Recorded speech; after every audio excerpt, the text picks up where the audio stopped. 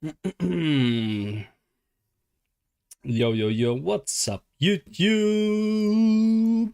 We are live once again. No one saw what just happened because I'm gonna delete all the evidence and you will never know what happened. How is it?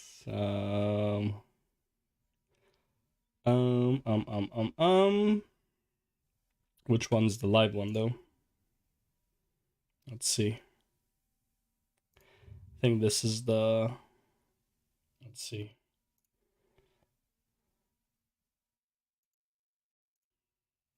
Which one's the live one though? Oh, there it is. This is the live one. Alright, sweet. Okay, alright. Now let's go to the previous one. My god. There it is. We found it. This one.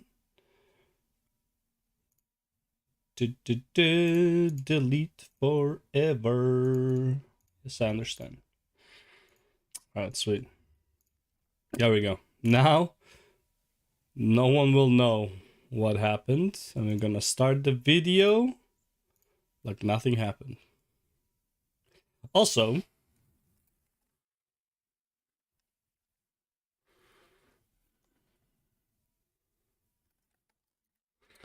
yeah, we have the same haircut, except that my side hair grew. But yeah, well, and I'm pretty sure my hair is longer. But Nixium, I approve of your haircut.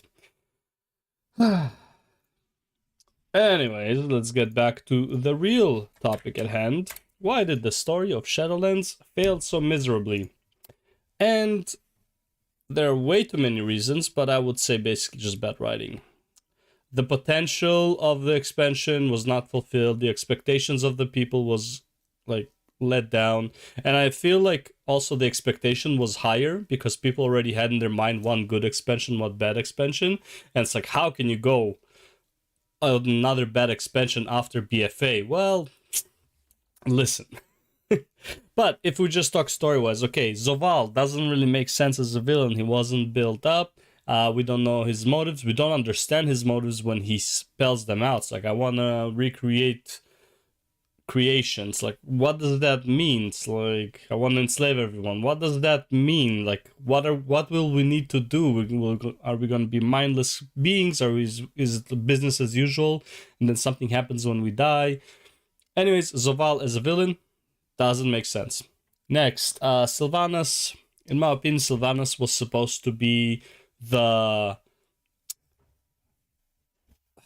How would you say it? She was like immoral, evil bitch that did what was necessary for the Horde. So she would do the stuff that no one else would be willing to. Assassination, infiltration, possession, the stuff, the poison, all the shit that still happens, but it's in the shadow and no one needs to know about it because no one would agree to it morally, but it does still happen, such as torturing terrorists to find more terrorists. Look, it sucks. I think it should happen. And but they actually have to be terrorists. Then they killed Arthas's legacy. What else? Night Elves, they screwed them over. Elune messed up. The whole story of the Shadowlands doesn't make sense because there's definitely more than 4 categories, technically 5, but there are more than 4 categories of where people should go after their death.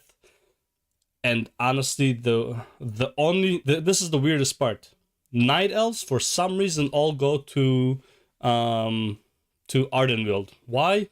No idea. Apparently, there are no righteous or Night Elves that put the purpose above themselves, kind of like what happens in Bastion. Go figure.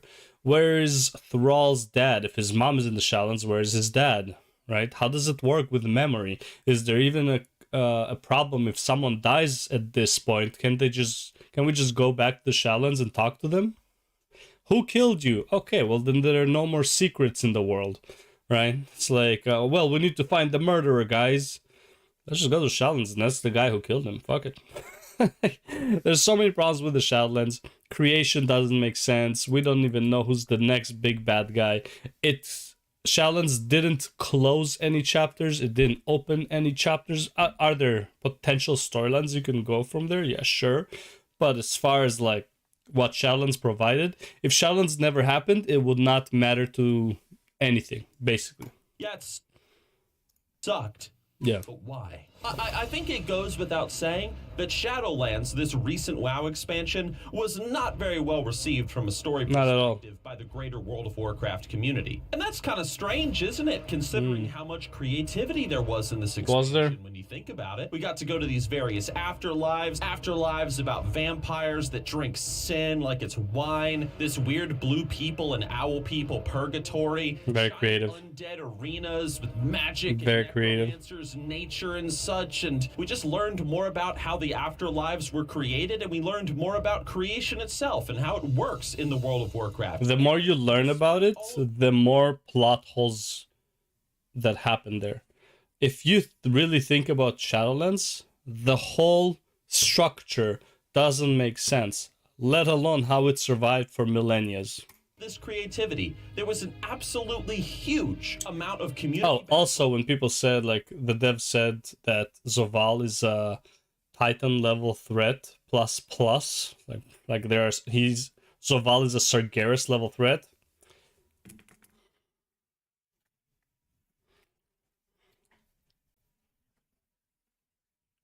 What the fuck are you talking about? So dumb. Against this expansion, people. We didn't even get to fight Sargeras. That's how powerful he was.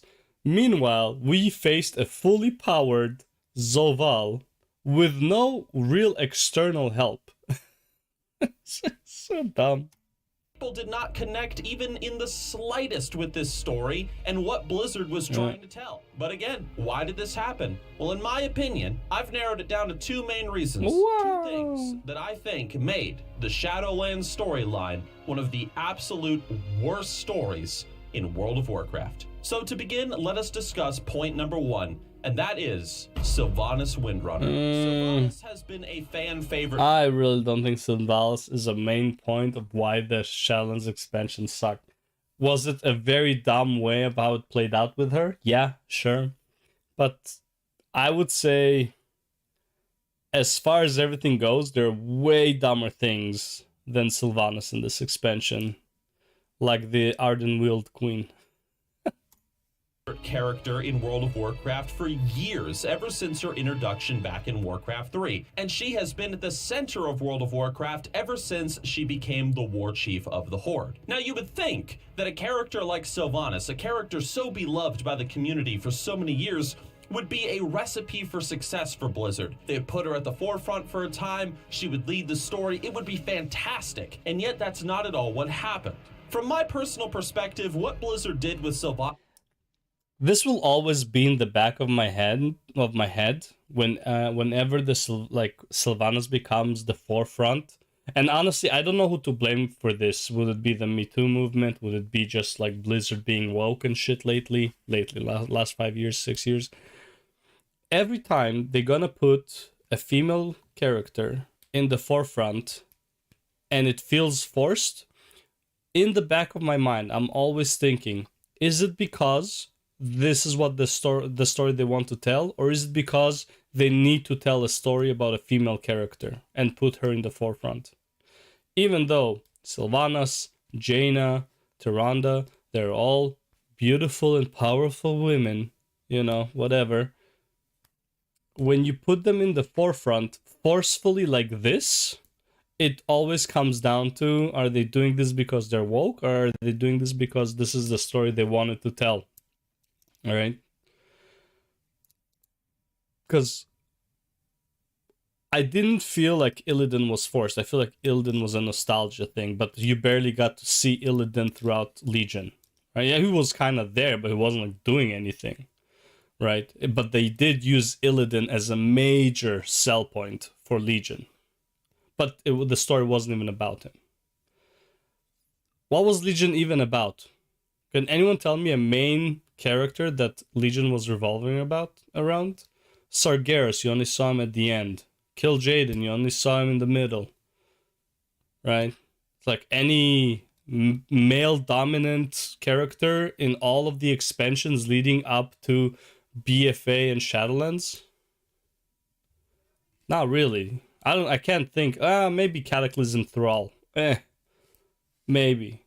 But it's like, it's always in the back of my mind when they force a female character like this, which again, I think Sylvanas was a good character and you could easily make a whole expansion around her stuff. But when you force it like that, I don't know, it's in the back of my mind, but I don't know how. You will never tell. They'll never tell you the reason. Honest is they really tried to push her as this strong female character at the head of the World of Warcraft story. But the problem was, Blizzard, despite giving her all these power-ups and giving her these badass lines and stuff, really trying to push that strong female archetype, the biggest issue with this was the fact that, well, Sylvanas was already a strong female character. Yeah. She didn't need to be in. That's what I'm saying. That's why I felt like it was forced. In Warcraft 3, she was a defender of her people, a defender of Wealth the Lost. She fought against Arthas. She was ultimately killed, raised as a banshee. She broke free of the Lich King. Wasn't her position basically Lorthamar's position? Like outside of the king of the High Elves, or like the Prince of the High Elves, she was the highest, what do you call it? The highest, authority. Right, she was a Ranger General, which is what Lorthamar is, basically. Well, now he's Regent General, but basically it's the same position. Control, and then she rallied together all the survivors of Lordaeron, undead humans, undead blood elves who had broken free from the Lich King's control, and was leading a rebellion against the Scourge in Lordaeron in order to reclaim the homeland of her people as well as the people of Lordaeron. And yet, in the shadows, despite her heroism, Sylvanas bore this sort of grudge against life itself, the life that had rejected her and her people. And so in the shadows of the Apothecarium, Sylvanas and her vile Forsaken alchemists were brewing a new plague of undeath that would kill both Scourge and the living alike to make everybody monsters just like they were. And that's it. That's who Sylvanas was in Classic WoW and Warcraft 3. Yeah, she was not a morally good character, but she did it for good reasons, you know? And that's fine. As a character, I mean, I'm not saying that's fine like in the legal sense, but it is fine. There's no problem with her as a character doing evil things to achieve good things for her people and even for the Horde.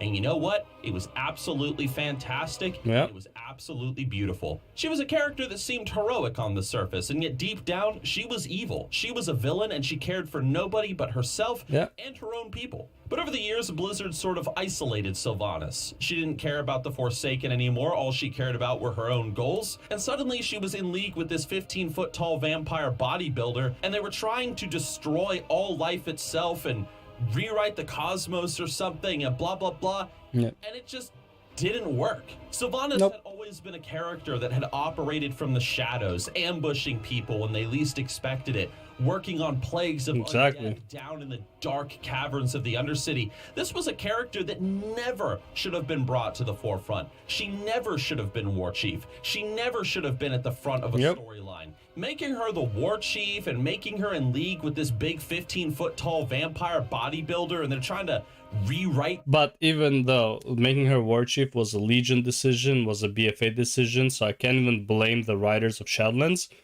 for that. However, even then, I don't mind her being War Chief. Should she have been? Probably not. I think Lorthamar would have been a better War Chief. However, if their goal was like, we need to have a bad evil War Chief in order to dismantle the War Chief mantle and just make it a War Council instead, if that was their main goal, then Sylvanas as a War Chief was a good idea, right?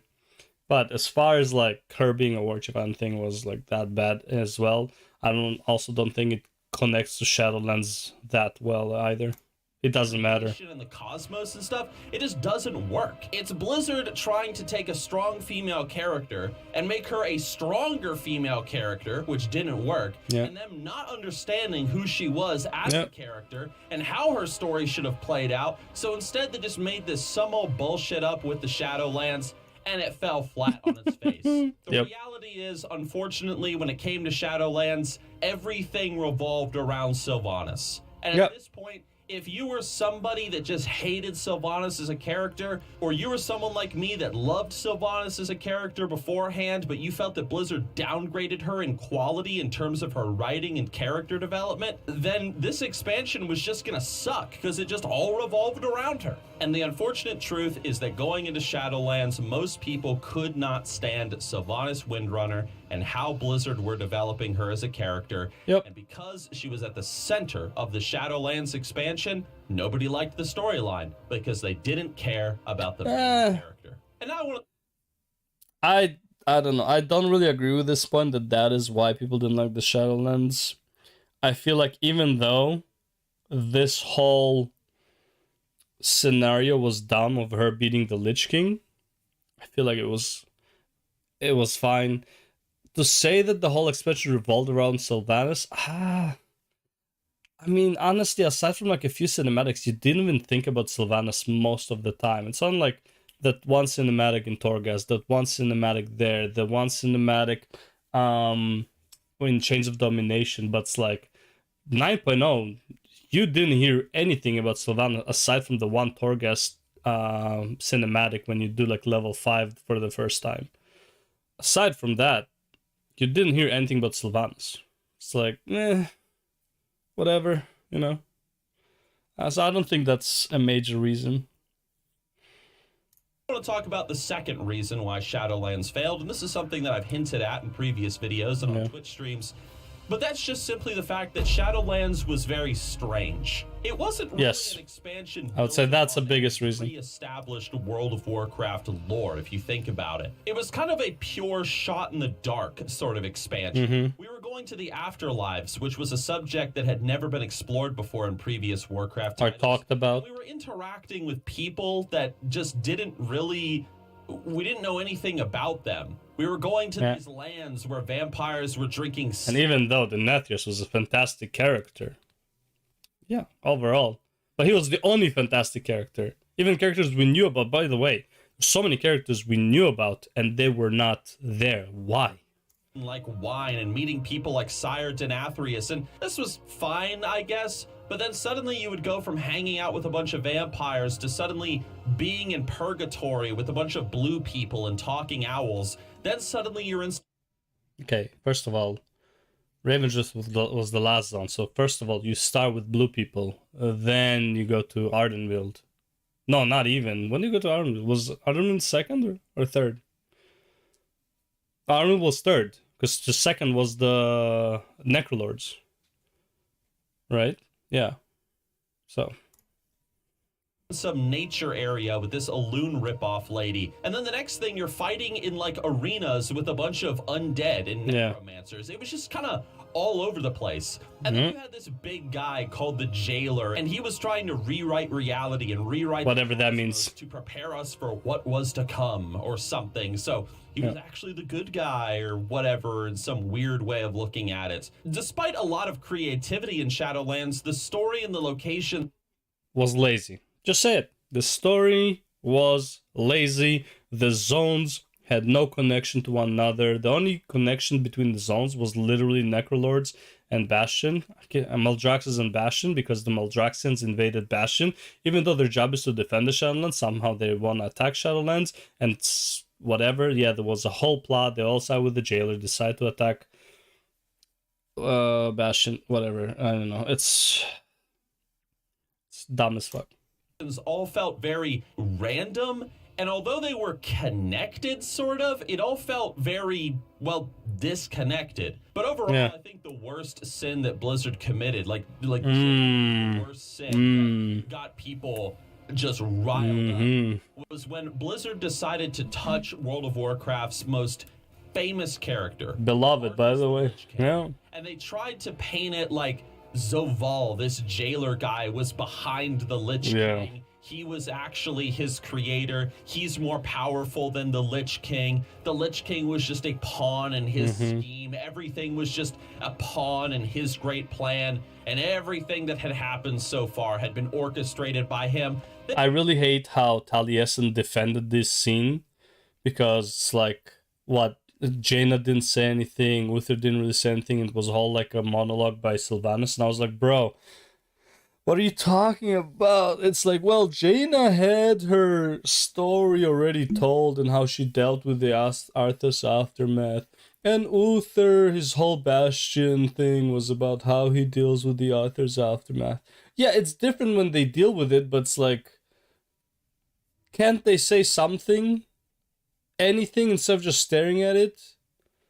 Like Uther being like, I forgive you for what you've done or some shit like that. Jaina saying, sorry I couldn't be there for you, knowing you needed me the most or some shit like that. No, absolutely nothing. Because why? Because Arthas is toxic masculinity in World Warcraft 3 or some shit. Then the only one who had a speech there is Sylvanas, who, by the way, yeah, turned to the Lich King. No one could relate to her at that point, as if it was a sad thing. And the only interesting thing she said was something about like the trees will no longer whisper his name, because that's basically what his dad says. When you were born, the trees or whatever, the forest whispered your name, Arthas, whatever. It's like, wow, good job, guys. You made it relate to something. This sort of crap never works. Nope. The only time this sort of storytelling works is when you can genuinely look back over like the years or over the course of the story and be like, oh, and you can see the clues. Like, you can see people all the way back in Classic WoW saying, yes, one day you shall all know the pains of his prisons or something. And yeah, it all just kind of builds up until you say, oh, here's the guy that everybody's been talking about over the years. Yeah, basically how they did Sargeras. Because they built Sargeras without you ever knowing anything about Sargeras, aside from the shit that's like, he is the main bad guy of the Legion. That's all you knew. He's the one who's the destroyer of worlds, but you never get to see him. But he was built up. So when he appeared, you're like, oh shit, that's Sargeras. And was very disappointing because we never got a chance to fight him. Here's the thing. Nobody since Warcraft 3 ever mentioned some big-ass guy named the Jailer. There was no references to this character. There was nothing. All the events of Warcraft 3 and in World of Warcraft were not a part of this dumbass's plan? Of course it wasn't. It's ridiculous that they even put that forward. I'm getting passionate about it just talking about it. And you can see what I'm talking about. People hate this sort of storytelling because it came out of nowhere and it spit upon the previous stories that had been told and the characters that had been told. Saying, oh, hey, you know those like characters that you know and love from back in the day? Well, they were just puppets on the string of this really cool character that we developed. His name's Zoval and he's badass. Guess what? He's not. No one likes him. Get rid of him. I'm glad that we did. Shadowlands failed mostly because... Also, by the way, having two Valkyries being able to kidnap Anduin, that is so weak. So weak. Those two reasons. Nobody liked Sylvanas, and Sylvanas was the center of the expansion, and so I don't think nobody likes Sylvanas. There were plenty of Sylvanas loyalists who were actually loyalists. Nobody cared about her choices. People just wanted to kill her, collect Not her, really. and make her go away. And then the other thing was just how... Yes, I would agree that to make her go away became the majority rule, mostly because they were tired of her character being run through the mud. So they're like, fuck it, let's just kill her, get it over with, and move on with our lives.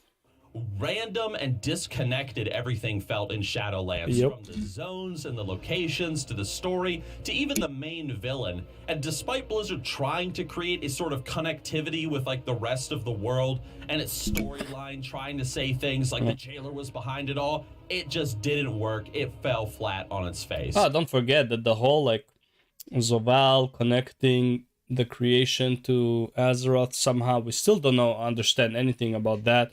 Also, how come the Forge of Souls are still active? Why wasn't it dismantled and destroyed? It's not like the Lich King, Bolvar, who was there, didn't know what they're for. It's like, all this shit's like, bro, like, you're coming up with nonsense at this point. You can't connect the dots at all. So, that's why I think the story of Shadowlands failed, but I will say that I think that the story of Dragonflight is looking a lot more interesting. What story? What story of Dragonflight is actually looking interesting to you? I wonder. In fact, tremendously more interesting for several reasons. Okay, first of all, very low bar to compare to. It's like, oh, this story is tremendously more interesting than a children's book. Yeah, no shit, but it's a very low bar to compare it to, you know? And second of all, what story of Dragonflight do you think is very interesting that you are confident they will not fuck up? Nosdormu, 100% gonna be a fuck up. Everyone knows this. Like, the whole plot of Nosdormu turning into Morzond is kind of null and void because the old gods are gone, but he's still Nosdormu. So, you know, how about Ysera coming back to life? Because that doesn't make any fucking sense. Why would you even need to bring her back to life? Let her stay in fucking Ardenweald. Her daughter can be the fucking new aspect, right? There's 3 black dragons. Who cares who's gonna be the leader of the black dragonflight? There are no more dragons. Like, who gives a shit? What else is there? Tuskar, whatever, who cares? Except Taliesin, I don't think anyone really cares about Tuskar. What else is there story-wise? Nothing. And here's even the biggest problem. Who could even be the next villain we focus on after we beat death? What does it even matter if a character dies now? And so it's like, how come that if Nosdormu is going to die, how come he won't go to Ardenweald? Or to anywhere in the Shadowlands? Well, how come Ysera gets to go to Ardenweald? By the way, actually no, that's fine. She went after the deal, sure. But like the other dragons won't. Where's Deathwing in this? When he died, where did he go? Did he go to the Void Death Zone? Or did he go to the Shadowlands? How about other dragons? Oh yeah, there's also the whole story of like somehow resurrecting the big ass dragon. Fuck, forgot his name. Which is like, okay, whatever, sure. Even though I believe you need a soul for that, and again, is it gonna be a shit show? Yes. Is the story gonna be good? Probably not. Let's be real. And everyone who's confident or like his hope, all these creators, I'm telling you right now, man, so much fucking hopium and copium. It's like you don't learn from the past. These are the same writers who wrote BFA and Shadowlands. And you can't be like, well, that was a Fursiabi. Like, give me a break. Fursiabi probably was already like on notice about the allegations because the investigation was going on since 2016. So he probably were like, they were probably already like, let's not let this guy do too much. You know, we're gonna have to get rid of him sooner or later.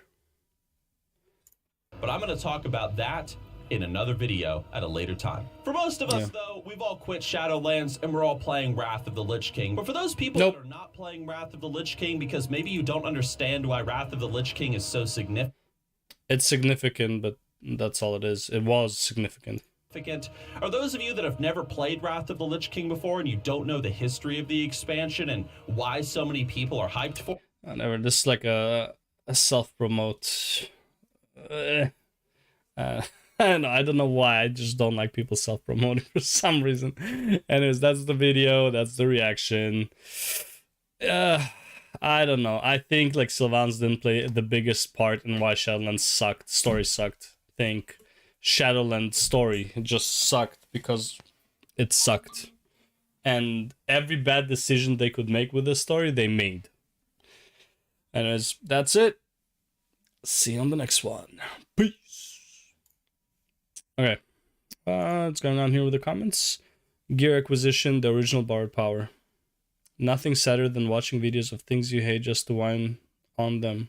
Touch grass, LOL.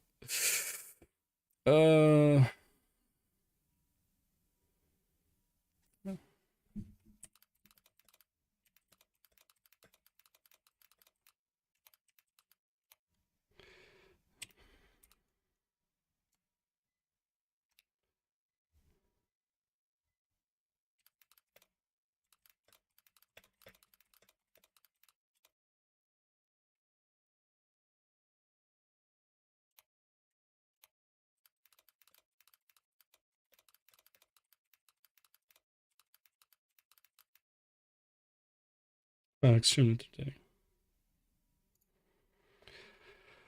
entertaining. Idiot. Okay. What's this then? Original bar power, basically. Basically.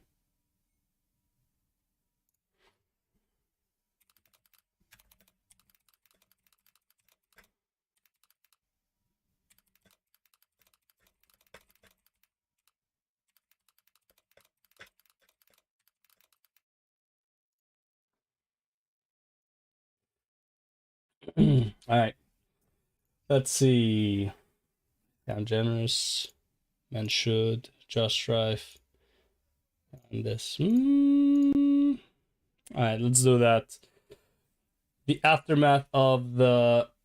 Well, I guess this was actually released before the full interview, but I don't know if the people in the commentary here knew about the interview or like saw the interview before, but I guess he's just asking people questions about Andrew Tate. So let's see what this was about. Andrew Tate is banned from social media for his videos about many women, but when exactly does free speech become hate speech, and who should get to decide that? Joining me now, our political journalist Ava Santino and Talk TV contributor Esther Krakow, author and podcaster and friend of Andrew Tate. Yo, that blonde. Oh god, bro, she has so many dumb takes. Where does he find these people? And Times columnist Hugo Rifkin. Hugo, let me start with you. Thank you for joining the show. I read your big Times interview with this guy Andrew Tate. I found it very interesting because I knew I was going to interview him. This, she's so dumb. You'll see. What I was struck by was that although you were pretty outraged by some of the stuff he said and done, and found it personally pretty offensive, you didn't really seem to be able to conclude that he'd really crossed a line that deserved the punishment he's received in terms of social media. Yeah, no one really thinks he crossed the line, aside from people who are completely for what do you call it, cancel culture, and I don't agree with your viewpoint, so you should not have a viewpoint. You know, the Hassan Piker people. Would that be a fair category? And the Twitter mob. Yes, I wasn't convinced because I'm not quite sure what debate we're having here. It seems a given to me that there would be no place for Andrew Tate on a normal conventional media outlet. They're not going to give him your show. They're not going to give him my show on Times. Yeah. That wouldn't happen. But it raises the question of whether we think that these tech companies, Instagram, Facebook, companies like that, are they held to the same standards? Yeah, are they publishers or are they what do you call them? Journalists, right? Sorry, are they publishers or are they like platforms? If they're platforms, then I don't think he was inciting anything that deserves banning. If they're a publisher, that's a different story, but they also need to follow publisher rules if they are. This is the same discussion since Trump. They should be, then obviously he has no place in them. If we think they're actually more of a much more free arena where things that we might find in other places unacceptable are in fact acceptable there, then it becomes a whole different debate. And that's a debate we haven't quite settled, I think. Right, because I mean, to me, it's like when Trump got removed from Twitter and Facebook and so on.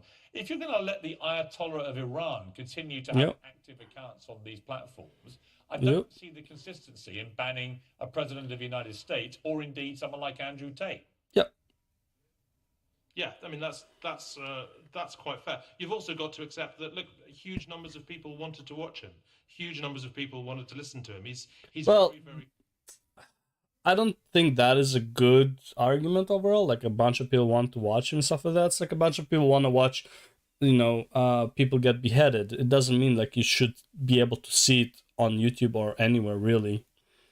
So. Very good at what he does. In an earlier age, there were people like Andrew Tate who put out cassettes and CDs, or were on various forms of pirate radio. They had huge audiences. The audiences are much huger now, and they are and much less policed. They have much greater inroads. People like Tate into teenagers, for example. So it raises whole new questions, whole new issues. I'm not always convinced that just banning them is quite the right answer, but then I'm not sure I'd quite like to be making that call myself. Right, I think that's a really good point. Leah Hailburn, you're in Miami. You know Andrew Tate. You've been to his home in Romania. Hey, that's the one who interviewed him, right? Is that her? Let me see.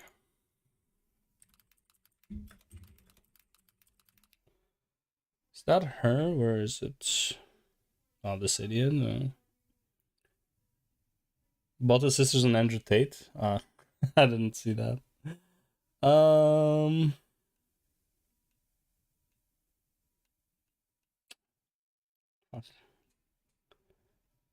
It used to be like on my feed all the time. Yeah, well, either way, doesn't matter. I think that's right, but I don't know. You know his brother. What kind of guy is he? I mean, many people Look at her. don't know much about him or hear some of the stuff he's been saying. She's just angry by default. Him and challenge him on in the interview. Her eyes are turning red. But what do you think? He's an incredibly intelligent man. I think what he's doing is very important. Right now, there's a huge war on masculinity. Men don't really have any kind of role model that they can look up to. Andrew has been very kind and very generous with me. Like I said, I know him personally. I also know him from a business standpoint. I've spent time with him one-on-one. I've never felt uncomfortable. He's never been inappropriate with me. A lot of people accuse him of misogyny. He's never been misogynistic towards me. And I think what he's doing is incredibly important. Okay, Ava Tantina, your view of this. I mean, just from the exchange we just put a preview of, where he says he prefers 18, 19-year-old women to 25-year-olds. I think you're 25, aren't you? But, you know. Wow, that's so offensive. Having someone's preference, you know? Which, by the way, he also, like, explained that in the interview, but whatever. When he generalizes about 25-year-old women in the really, I thought, pretty repulsive manner that he did in public, oh, yeah. I think that is misogyny, actually, because he's branding a whole category of women in a very offensive way. I think it's close to misogyny. I think it's actually more looking at women as objectively sexual objects, which inherently is misogynistic. Which inherently is what men usually do, but whatever. Sure. Let's call it misogynistic then. But it's looking for purity in women. What he's essentially Oh, no, bro. How dare he look for purity in women? What an... Oh my god, this guy's the devil! between those lines is that he wants some sort of virginal woman. Maybe that's why he takes this girl seriously. I don't know, but God, bro. Why are you attacking her, though? See, this is how pissed off she is. So dumb. Like, why are you attacking her? Because she's had nice things to say about him? I mean, it kind of sounds a little bit like... But he's, on the other side, he's allowed to. I mean, he can have these views. Does anything that he says, or the stuff that you've seen with him, does it cross a line where he deserves to be expunged from all social media, to be banished from the internet? When you've got to look at the reaction that came off that, so the people who were duetting his videos or the people who were spreading his messages, when you've got 15-year-old boys espousing these sort of views where you're talking... When you have 15-year-old boys, man, I don't want to go into the whole transgender thing, but let's be real.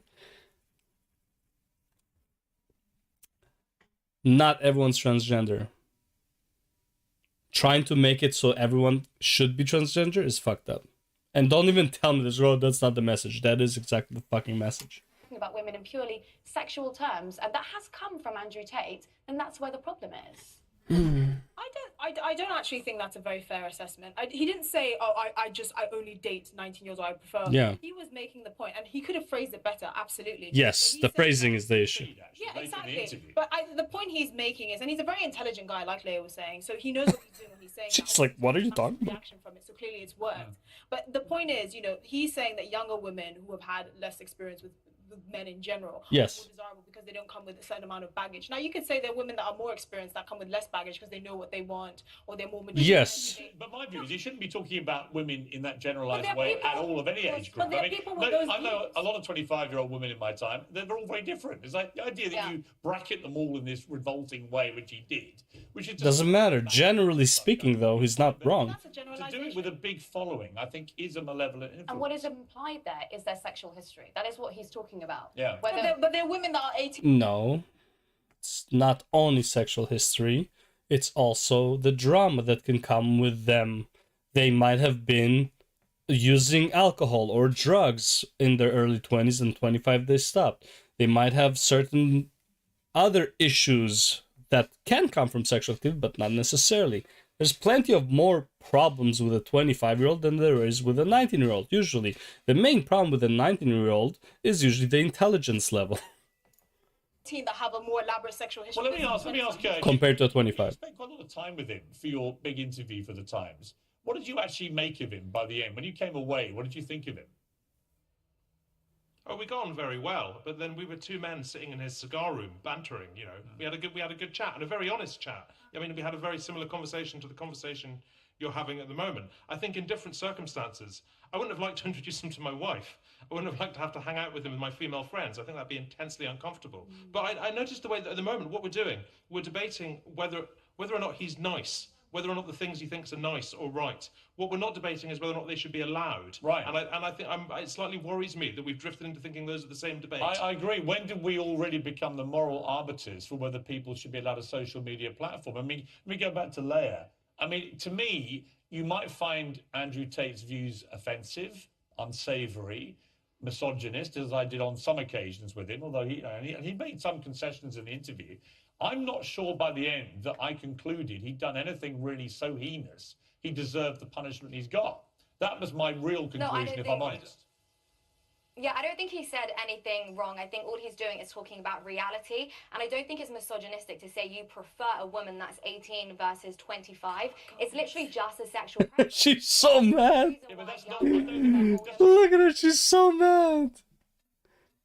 It's not it's misogynistic to have preferences. I love it. It's misogynistic to have preferences of what kind of woman you want.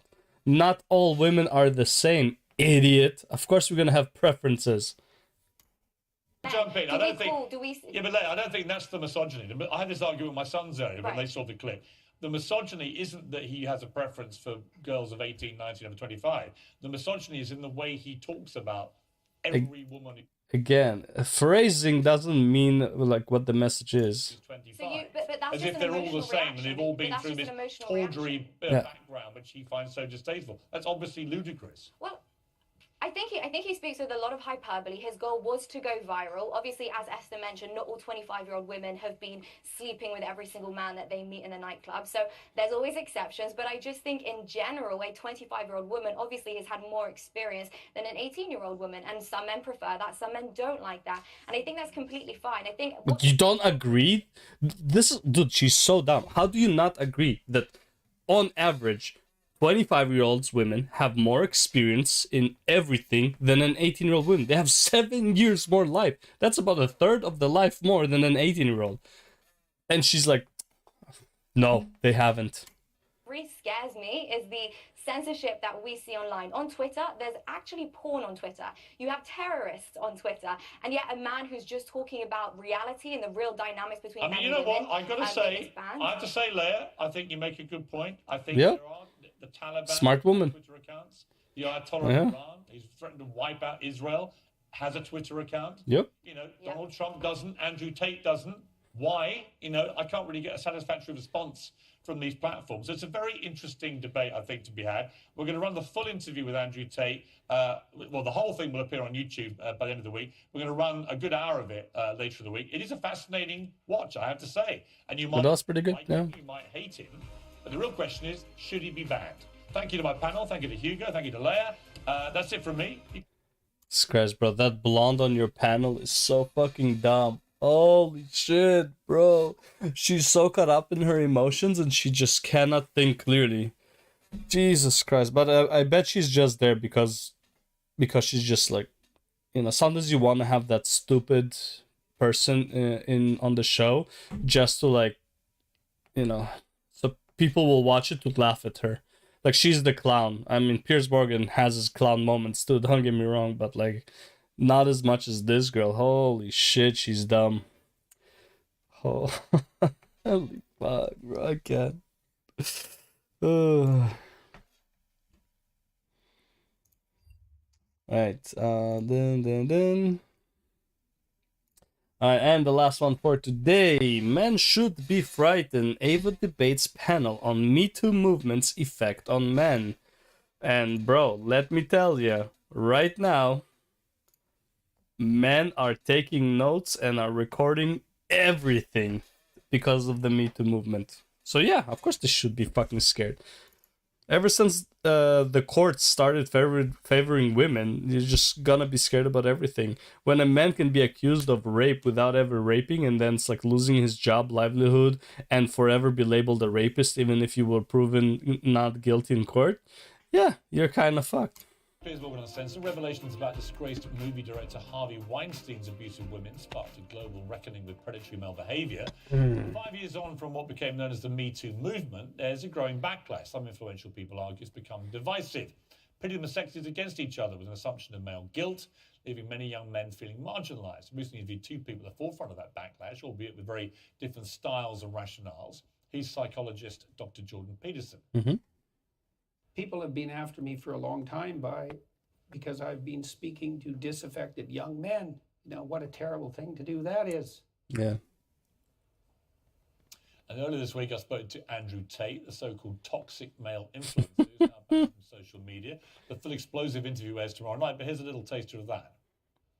I believe that confident, strong men who stand up and protect and provide for women are a good thing for the world and a good force for the world. And I don't think that I put a magic spell on anybody. I think there's a whole bunch of men in the world who understands my value. And if men grow up to be like me, you're gonna have a whole bunch of people with no criminal record, dedicated athletes, who protect and provide for the people close to them, are fantastic for the economy. And I'm certainly not the worst influence out here, Piers.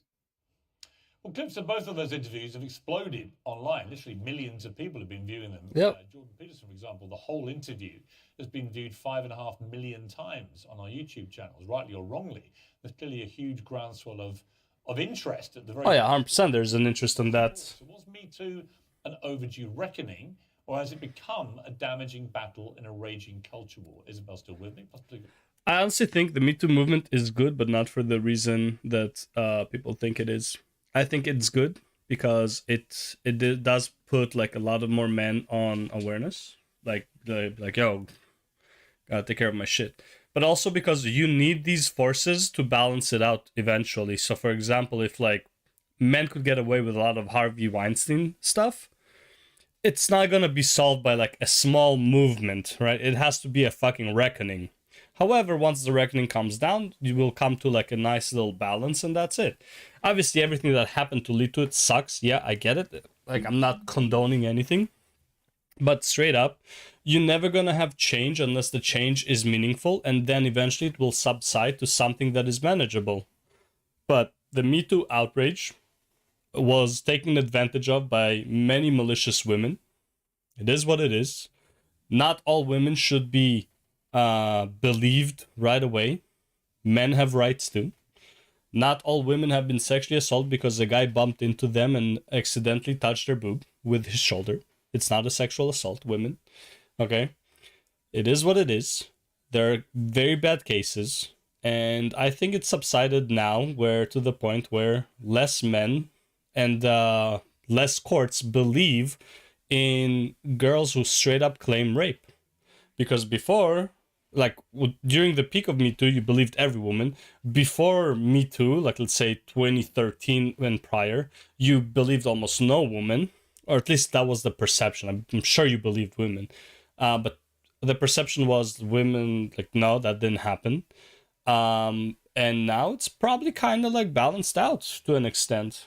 So yeah, it's gonna ping pong a bit until it settles down, you know? Journalist Ava Santino, conservative this idiot. man who agrees with Peterson and Andrew Tate, Connor Thomason. Connor, welcome to the show. I'll start with you.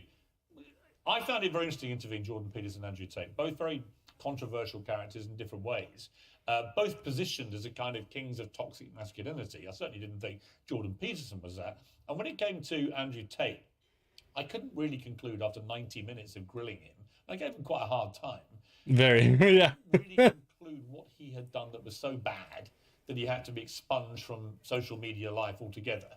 But it showed me the sensitivity around all this. And if any man now behaves in a way that looks like it's toxic masculinity, bang, they're expunged.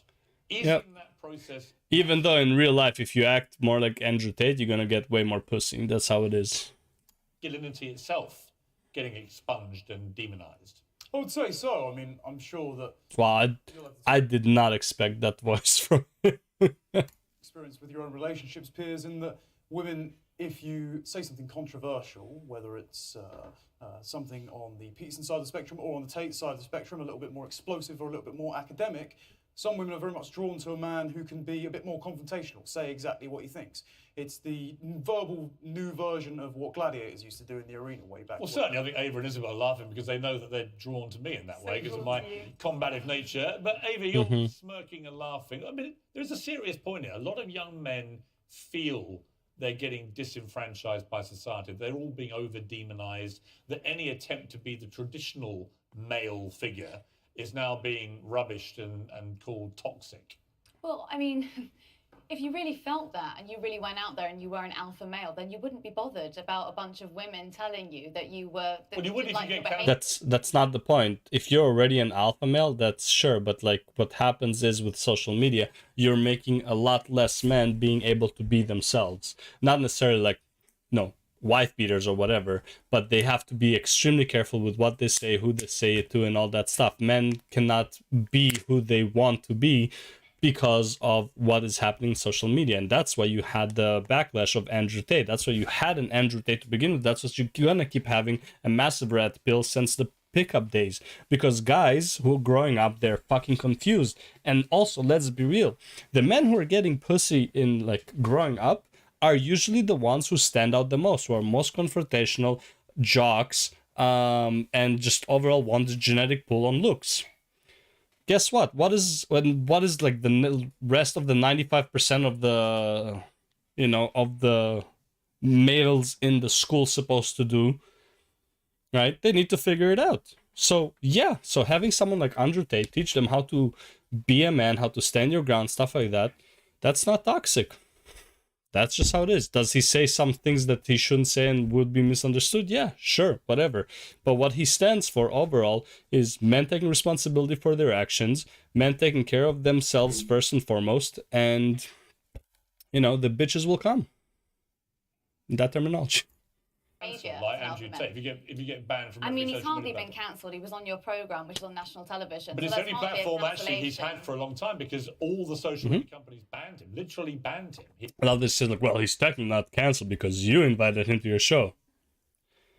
Okay. Like, super small brain, like fucking 1 IQ move. He had his email gone, his Google gone, his Facebook gone. It all went down like dominoes. Well, he's still on there, very, very prolific on there. I can't move for clips of him. Yeah, but they're not generated. That's not him. That's other people. That's not his fault that he's so popular. People are reposting his shit. By him now.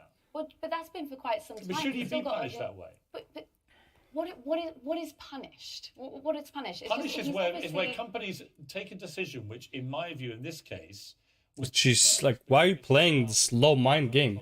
Of Iran to have a Twitter account. Yes. So there's no consistency here at all. Well, but however, we love a bit of free market. I'm sure you do, judging by that suit, which is lovely. But social media companies are private companies. You're not they can do whatever please. No, you can't. No, they're way past being a private company. They're way past because they advertise themselves as being a public platform.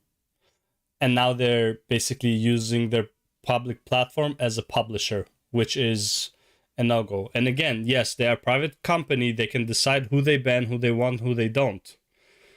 However, there's something against, I forgot what it's called, but basically when corporations do something at the same time, corporations from the same field do something at the same time. Like you cannot have a unified corporation when all of the corporation in the same monopoly in the same category are all acting as one. That is like a big no-no in the corporate world. It can do I'll take whatever all the they objectification like. I like. Of course he will, yeah.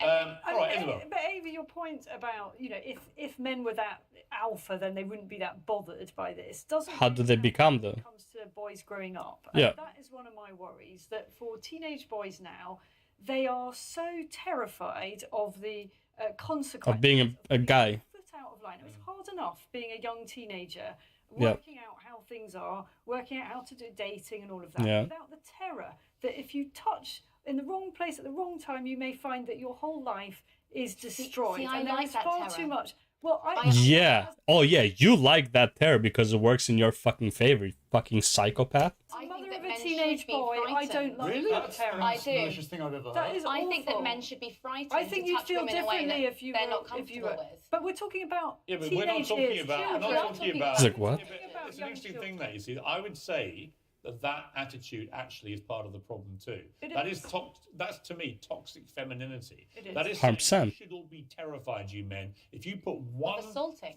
Well, I think we all understand what. Oh my god. What Isabel's talking about is that young teenage clumsiness in really many hard. cases, which is now being recategorized as assault. Is that a problem? It's not being recategorized as assault. It's always been assault. It's That's why I said, like, she's so dumb. Holy fuck, man. So fucking dumb. Jesus Christ, bro. A guy goes... Okay, this is a teenager who has no experience with girls. Has a girl he likes. Goes for the kiss. She didn't expect it. The lips connect. Okay? She's like, whoa, what the fuck are you doing? I'm not interested. That, in her book, is sexual assault. Meanwhile, that is just normal teenage behavior because he's clueless and he can't read signs. How does he learn to read signs? By making a mistake. Now, can this affect the woman's growth? Yes, I get it. But to ruin that teenager's whole life because he cannot read women and he's completely oblivious and he's just like, I'm just gonna take a chance? Like, he should be frightened. He should never take the chance. Stay in your lane, bro. And then what happens? That teenager grows up, either becomes sexually frustrated and becomes a fucking, like, psychopath, like her, or he's just like, you know what? Girls are not for me. I'm just no relationships. Fuck it. I'm done. Whatever. I'll just jerk off, get some prostitutes, and die alone because, honestly, not worth the hassle. I don't like being frightened. I'm just not gonna do anything. And whenever girls are going to be interested in that young man or man when he grows up, and he won't understand, it's like, you know what? No, like, buddy, like, I'm not taking that chance. Oh, no. I don't like living in fear. I am not going to take any chances here. Fuck it. And then who eventually suffers? Women, because women want the relationship way more than the men do, in most cases. Their clock starts ticking way before the man's clock starts ticking. Men want kids maybe 35 to 50. They're like, yeah, man, I kind of want to go. Maybe I should get a family. Maybe I should start thinking about that. Women, 25 to 35. They're already like, clock is ticking. No one's going to like me soon. I need to get a child. It's just we're finally talking about She's a fucking psycho. Teenage boy fumbling with touch teenage on girl the is knee. not even in that. most cases assault, is Do it? you remember Aziz Ansari, right? Half the heels of Me Too, half the heels of Harvey Weinstein rightly being dragged through the courts, and he should have got way worse than just prison time, in my opinion. Aziz Ansari had a consensual relationship with a woman. She felt a bit awkward, and afterwards rescinded consent, and he was lumped in, and he had his No, career I'm with you on that largely one. cancelled. I'm with So you. then why should men be afraid of that? Because he didn't touch her without consent, did he? No, but she But rescinded his consent, and how are she young saw boys that supposed to then as navigate something. this, the whole Yeah, I thing? agree. I'm thinking you of need to my have- teenage son. You know, he's 14, 15. What's Yeah. he supposed to say? Would you mind if I put Isabel, my you are an hand- I mean, extremely come strong on, woman. I come know on. in your house you're teaching them the difference between assault and then Of coming on course, to of someone. course. I know you are. But when we're talking, Oh my god, but when you consider everything inappropriate as fucking assault, that's when the problems begin. about is it's been very interesting watching the Me Too movement and the Time's Up movement, how it's all developed, because a lot of very bad people, Harvey Weinstein and others, got their due comeuppance. We can all agree with that. Yeah. I don't, this is not even something to be debated. We're really talking about the grey line, right? Where is that grey line? How do you navigate it? When you're an experienced adult and you've been around the block in many ways, you can navigate that much more intelligently and with emotional intelligence than you can if you're a teenage boy. And I think the point Isabel makes is a good one. I've had 3 sons in their 20s. I've always taught them to be respectful to women. I believe they are. But I do think it's really hard for a 16, 17-year-old boy now in this environment to know even how to start they are all having terrified. kind of some kind of physical relationship with women. Those good boys are all terrified. I know that from talking to my son. He's just like, I'm just not going there. Is that healthy? Yes, I think it is actually. I think it's better to not have a physical relationship than to have one that could ruin a woman's life. But then how do they ever start? Well, don't. If you're not 100% sure, don't. What are you going to have? A bunch of... How are you gonna be... Dude, How are you gonna be 100% sure if you never experience it, bro? This woman is so fucking dumb. It's like, I'm gonna start a business. I'm 100% sure I'm gonna be successful in this business. Bro, you're never 100% fucking sure. Are you fucking dumb? Holy... Dude, why is this... This woman is the problem. Holy fuck. Like, legit no brain. She only thinks from, like... I don't know, maybe she was fucking, I don't know, raped multiple times or some shit like that, but like, this is not normal behavior. She just completely says men are subspecies at this point. We actually do have that. Gen Z is having far less sexual relationships Yes, than any they are. It's true. And young hang people on. have stopped having sex. I agree with Yeah. part of your sentence, actually. If you're not willing to have a sexual relationship with clearly defined lines, don't have one. And so I actually told my mates at university, don't sleep around with girls. 1, girls don't bring a guy home that you don't know what he's capable of. 2, guys, don't bring a girl home if you think that possibly she could have a false accusation against you. Can I make another point here? Which I find, I mean, look, that sentence to me, when I was your age, right? How old are you? 23. 23. When I was your age, the idea you would even have that sort of thought process. Yeah, I wouldn't have those sort of mates that would ever cross the line, so I wouldn't have to. That's not the point. Don't throw my mates in with a bunch of violent people. And is there a certain purity here of detecting? This woman, Jesus Christ, bro. They're all unimpeachable, and that this is all one-way traffic, and that only men can be toxic. No, I Because I've got to enlighten you. I've quite a few women in my life who are pretty toxic themselves. Yeah, there's one right in front of you. Right now, Pierce. There's a very toxic feminine woman right in front of you. Right now. Holy fuck. Debate being framed around that at all. No, but the point is that we're still in a situation where only 5% of rape cases actually go to trial. Which is ridiculous. But that's the extreme end of it, Yeah. isn't The it? idea- You're talking but about I'm rape talking here. about- But we can all agree that's wrong. We can all agree that's wrong. But okay, You're talking about assault. Define assault. That's the question. Define assault real quick for me. Would it be a clumsy mistake of like a child, like a teenager, reading the wrong fucking signs from a woman, goes for it, and then she's like, whoa, that's not, I'm not interested. And he's like, oh, okay, I'm sorry, and walks away. And she's like, yo, this guy tried to rape me. Would that be assault? Or are we talking about like actual fucking assault, which really is a big no-no?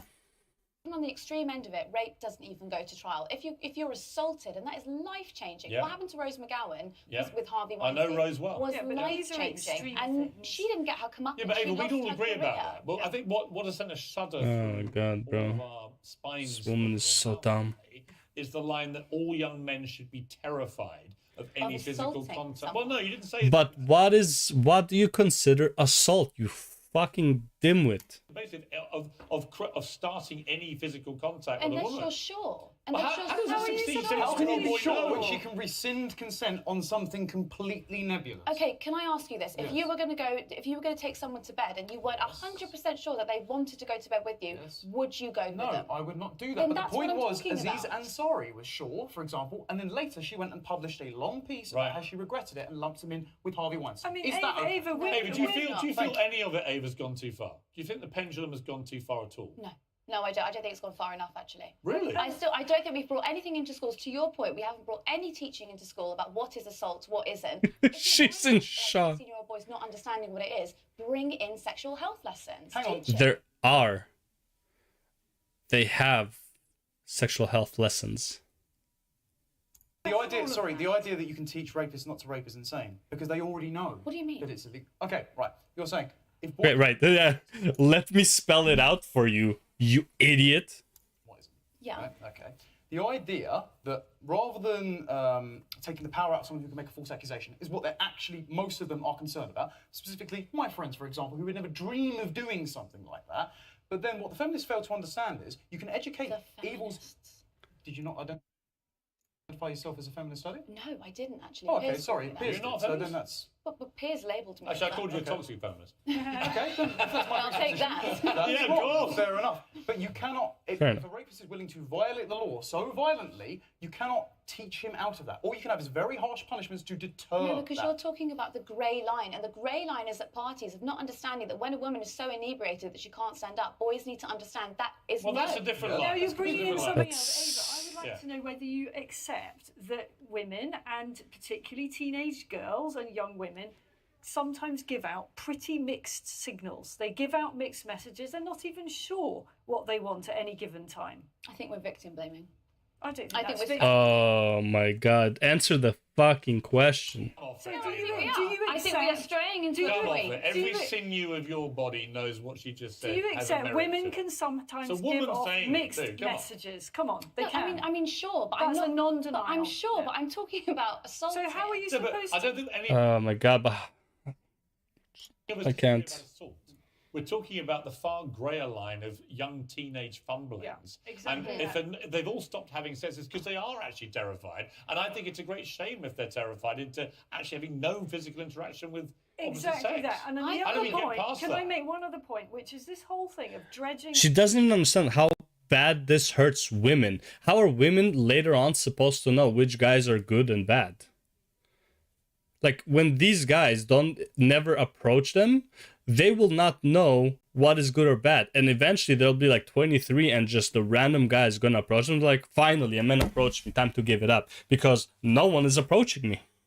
Up allegations. If we're going for the extremes, you know. Years old, I think is absolutely awful. Why? Because it's a he said, she Well, said. It's Isabel, impossible to why? prove, and there are people whose careers are and their lives are completely not really- ruined by allegations that are brought a decade or more after the event. Now, obviously, if the person was a minor Like politics. at the time of the incident, or the alleged incident, I then can't believe you're fine. saying this, There that we be shouldn't a bring up historic assault claims. I That's don't think absolutely At certain age groups, especially when these were not brought up prior.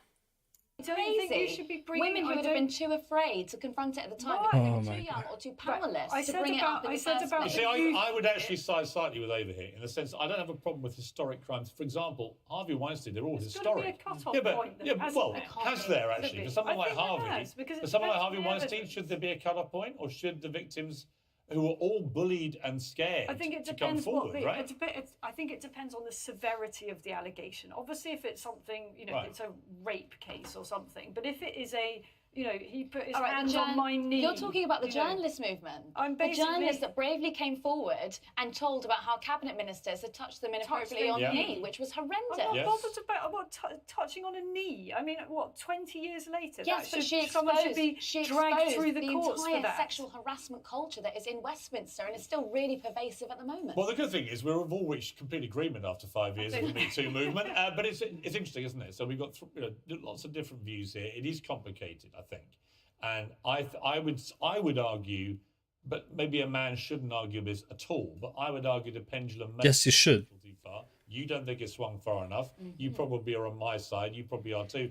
But I'm not sure we should really be taking sides either. It's a complex minefield, and I think that when you start using phrases like you should be terrified, nobody should be terrified on any side of this. I don't think.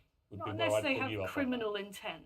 That's that. But good debate. Yes. Thank you very much for coming in. She's so pissed at her, and honestly, look at her. Look at that smug face. She thinks she won this argument. Like, bro, like, no, you really didn't. You just prove how dumb you are. criminal. She is pissed, though. Yeah, because she has a fucking 14, 15-year-old, right? That's what she said. So, yeah. And hearing her say that young boys should be terrified, and even though it's like, oh, terrified of assault, we all know what you meant at that moment. Yeah, at that moment, oh, she just lost it. Oh my god, this woman is the problem with women these days. This like, the problem is, it's women like this that are gonna bring about weaker men and the downfall of, like, forget like the marriage institute. A lot less men are gonna get with other men because of you. Because men will not only will they, there's a limit of like being terrified, and then it turns into like, you know what? I just give up. There's nothing I can do about this. I'm tired of being terrified. I'm just not even gonna bother. And that's it. And at that point, it's like when even a girl will approach them, it's not that they're like, oh, fuck, man, I don't know if I should do it. Like, fuck, man, this can bring about negative result. They'll be like, no, thank you. Just walk away. Because honestly, not worth the hassle. Because of women like you, a lot of good men are just not going to reproduce because not worth the hassle. And a lot of women are going to suffer for it. Not men. Men, by the way, psychologically speaking, mentally, suffer a lot less mentally from not having kids than women. If anything, a lot of men I wouldn't say they're like happier or not, but if let's say we just put in levels, let's say this is like the happiness scale. Men, when they don't have kids, might drop this much. Women drop this much. Like women are really the ones who need the family institute. Men can go without it. Like for the most part. I'm not saying they're going to be as happy, but it doesn't affect them as much. So having her say all that bullshit that she was saying, men should be frightened. Eventually, women's are the ones who are going to suffer if men are frightened to even talk to them. What kind of a man are you going to end up with if all the men are terrified to approach women? Like, let's be real. This is the problem with society. But whatever, she's entitled to her opinion. I don't think she should get cancelled or hated for and blah, blah, blah, and all that stuff. But I just think she has very, very dumb takes, and she purposefully misrepresents the points that are being talked about. Yeah, anyways, that's that. And let's go. One last video. We're gonna watch the Narc video. So Narc is talking about something. Narc is talking about something that Geoff Strive Hayes is completely wrong about Ashes of Creation, but it is not his fault. Until games grow and Ashes will continue being seen of what it is. Same goes for Pantheon. Oh my god, here we go with Pantheon. Just give me a good virtual world where players have real control to shape it. I believe that's the main goal at the end of the day. Not gonna happen. Not with today's technology, at least. Honestly, a lot of people who are not too into PvP actually don't mind the open world PvP aspect of Ashes simply because of the player-driven economy and world concept that Ashes seems to be pushing. May not get into the numbers of WoW was at its peak, but I don't think it's going to be small by any means. Well, again, this game also doesn't appeal to the casual player, but yeah. Let's see. No, not Josh. Not Josh as well. How is this? Where's my phone? I need to sort this out. Tell me where you keep it. Where is your funding stored? I am a legendary level 3 Pantheon deer, and this corporate entity is Pantheon deer. my siege. Tell me where it is. Huh? Money? I've never heard of it. We're paid here at Blizzard headquarters exclusively in breast milk. Oh god, he went there. He went there. Before my excuse me for a moment. What the hell, man? Oh god, this underwear thing, bro. With yours now. Oh, this I feel like I don't know what. I am pretty sure that is not US. Well, that's not my problem, Baldy. For everyone who thinks our shitty game is the same as yours, that's funding you're not getting. It's not funny. I see this constantly, and it's really starting to get to me now. Silence, whelp. I have breast milk to harvest. Hey, what up, boys? So, today is the day I finally tell everyone. Why? Overly critical Why? about Pantheon. Why are you doing this underwear bullshit, bros? Just stop with the underwear, man. Rise of the Fallen.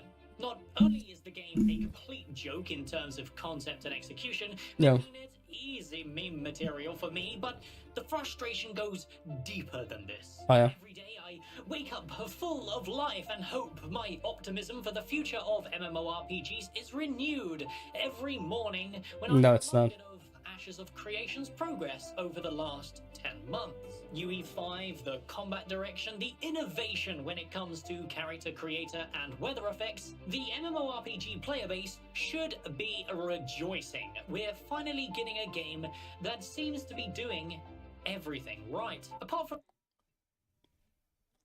No matter how much right they're gonna do, until the game is released, it's not really worth hyping or hoping for.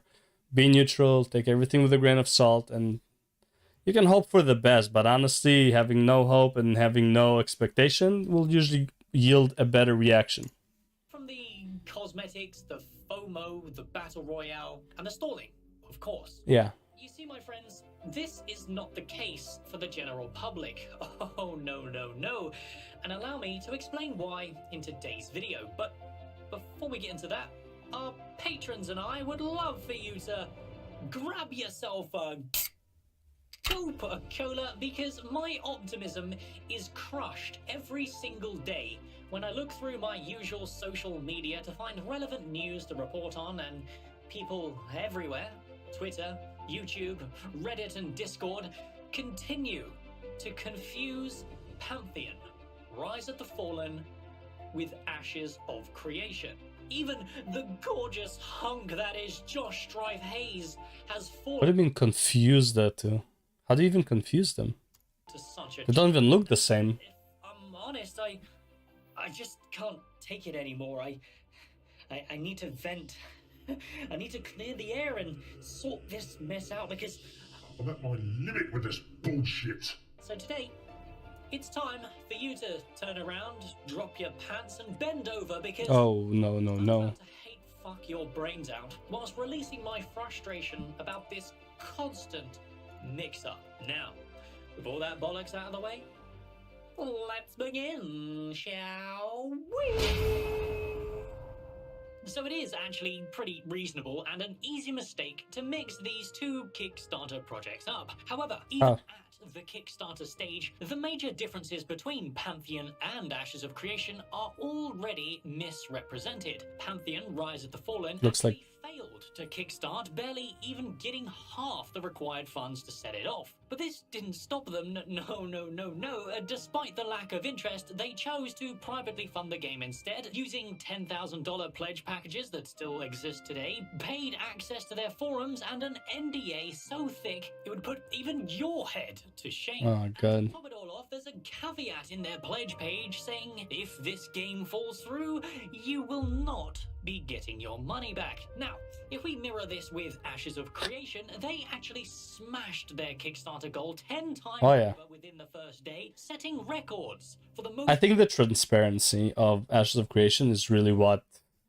the amount of detail they went into. Like, forget even like, because this is before like I believe they smashed their goal way before they showed any real footage of the game or anything like that. Like, they showed like probably like a bit of game footage, but it was like completely like there was nothing yet. But the amount of detail they went into about what the game is, who it's for, how like it's not for everyone, and it's like how Steven is making a game that he wants to play and stuff like that. Because most of the developers don't say stuff like that. They're just developing a game for this, that, like a pandering. And he says, I want to develop a game that this is my vision of MMORPG, a game that I would play, right? So I think like that actually hit players home and stuff like that. I don't want Ashes of Creation to be super hardcore focus. Obviously hardcore stuff. I do want to be super I don't want to be super non-casual, but at the same time I want to be pretty non-casual, to the point where it's like all of these changes that he's saying, that's like, this is not for like somebody who's just like, you know, come in, play a bit and drop it. I don't want a game like that. I can't connect to a game like that. I can't care about a game like that. However, that being said, if it's vertical progression, it's going to be very, very hard for me to really get into the game if I can't put in a lot of time. If it's horizontal progression, then I don't really care about it being non-casual and stuff like that, because technically the world will still be the world when I come back, obviously with different towns and stuff, and the geography can change, which can be interesting. But as far as like being far away from the pack, I won't like that, because what happens is if you're too far away from the pack, the game will either give you catch-up mechanics, which kind of like, you know, they downplay the effort everyone else put into the game, or if it doesn't, you're gonna feel like you're way too far away from the pack to ever catch up. Funded MMORPG to date. Their caveat to funding actually says the opposite. If this project fails, you will get your money back. But the Kickstarter was merely a gauge in interest, allowing Steven and the team to confidently go all out and promise the full roster of original plans. The Kickstarter wasn't a funding process, because Steven has said it was a gauge of interest. The bottom line is I am committed to this project's success and completion. And that means that when it comes to funding for the additional years that perhaps were not planned for, that's coming out of mine and John's pocket. And we're okay with that because what we see in front of us is not only a team of extremely talented individuals, but also a community that is extremely passionate about the project and wanting to see it come to fruition. The game is already funded to completion out of his own pocket, regardless of any sales made through the monthly packs. You see, the packs still exist with their current access, and the price still stands as it did back in 2018, because by reducing the price, you're spitting in the face of those original backers. And I respect Intrepid for doing that. Even though it is hurting their reputation in the current year, it is the correct choice to make. If you think the alpha keys should be lower in price to suit the current interest, then you, my friend, clearly are so used to Blizzard taking a giant shit on your No, I think it's not even just that. It's just you just don't understand the purpose of the alpha. The alpha is not for like the players, like for everyone to just get into. The alpha is there to gauge interest, right? And give the people who like really support this and are willing to like put on all of that also have the possibility to do that. And honestly, if they can afford to give that much money, they also probably have the time to play the game in the alpha and give it a fair shot. Head, you think it's acceptable to be treated like a toilet. Well, not me. I dropped out of the Blizzard shill train many years ago because I value being treated with respect. Steam is down 30 million as of the release of Alpha 1 and has most not made his money back yet. So if this is a scam, then, well, you're doing a pretty shit job stealing our money, Steven. Maybe you should take a leaf out of Pantheon's book and stop actually making progress. The only similarities between Ashes of Creation and Pantheon Rise of the Fallen is that they both still remain in an alpha development stage today. Ashes of Creation just passed its 5-year mark, and Pantheon Rise of the Fallen is creeping up on its 9th year mark. A pretty Pantheon is on 9th year mark and it looks like that? Jesus Christ, bro. Is the longest running scam or some shit? Considering Pantheon hasn't had a single publicly viewable alpha phase yet, nor is one in sight anytime soon. Ashes of Creation shows considerable progress every single month, even before the Unreal 5 announcement, and had an extremely successful, publicly viewable Alpha 1 test. Yeah, I think everyone who played was having fun. We thought were quite literally impossible in this modern age of MMO. Yeah, everyone thought this would be laggy as fuck. Everyone thought like that massive PvP would be laggy as fuck, and like it proved it wrong. How easily and how common it is for people to mix up Ashes of Creation and Pantheon. These are not the same game, but to the public eye, as demonstrated by Josh, they are. All of the dodgy practices, the scam level progress, and the egregious monetization attempts over the years, such as reducing the price of the keys and them trying to sell NFTs, has bled into Ashes of Creation's reputation. I see this every single Why? How does that even happen? Oh, fuck. It infuriates me. You think I shit on Pantheon and Visionary Realms because of their lack of talent and motivation to actually make a game? No. I do it because Ashes of Creation's reputation suffers because of their lack of talent and progress. How? That's so random. How does like one game's reputation suffer because another game cannot get their shit together? Much as I want it or scam. Slander another so-called passion project. Yeah. To clear up the misconceptions that one of our leading content creators within the MMORPG space seems to have with this highly anticipated MMO. So let's pull out the copium. I mean, I still don't like that any game is highly anticipated because that creates too many expectations that usually the devs might not even be able to provide. Ourselves that Ashes of Creation isn't going to follow in Pantheon's footsteps. An outsider's perspective. Josh has shown his disdain in the past for Ashes of Creation, and I completely stand by his original critiques. What was the original critique? From an outside perspective is exactly how I go about creating videos and likely contributes to the amount of success my format has had, albeit that comes at the cost of me being labelled as a dumb fuck within the neckbeards of this community. A knock, sadly, takes great joy in mocking them over it. What a toxic asshole. I deliberately choose to word things in ways that normies would understand the concept, not in the ways that stroke the obsessive copium fiends festering in the pits of Reddit and Discord. Reality check, guys, the game doesn't even exist, so stop consuming social media about it daily.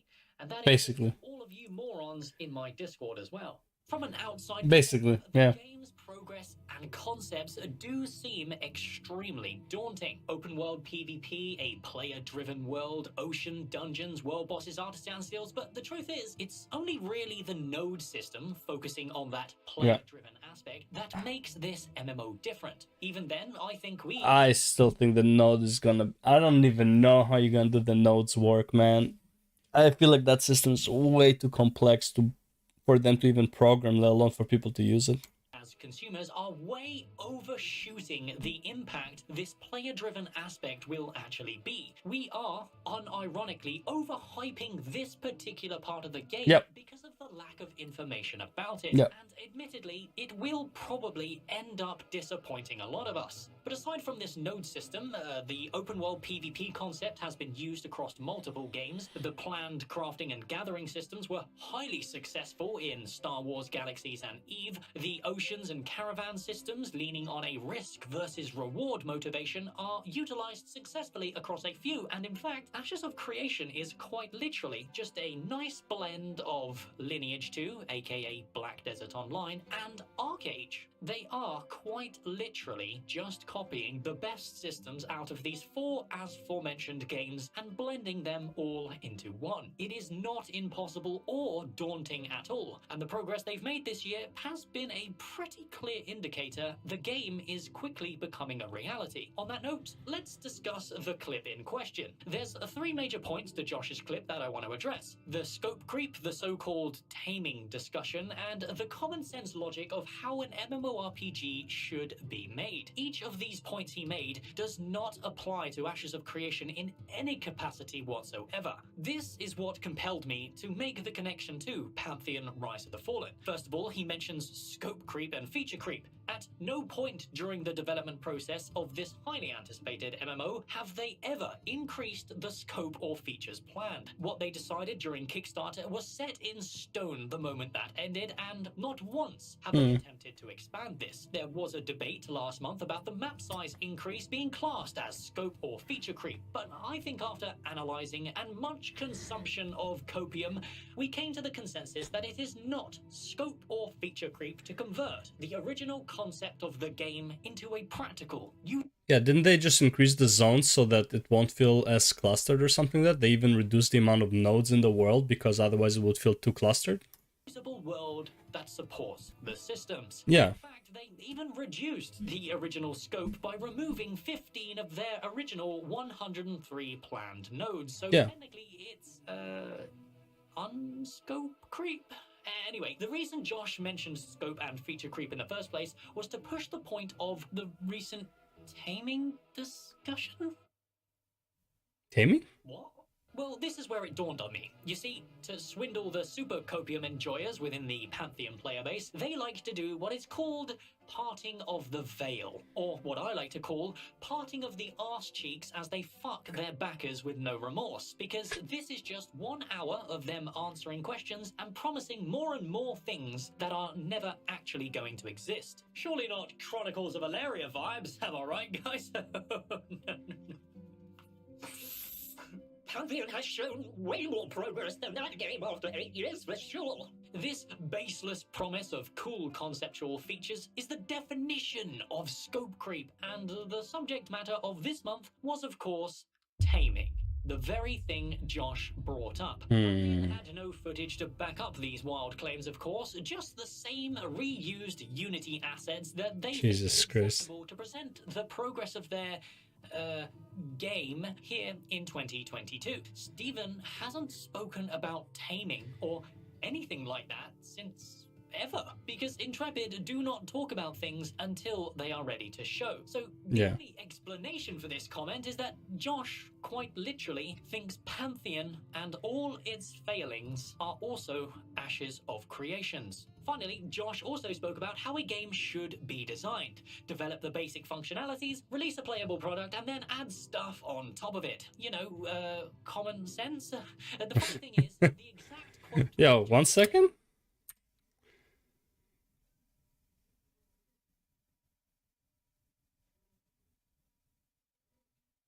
Very similar to the keyboard I used to have.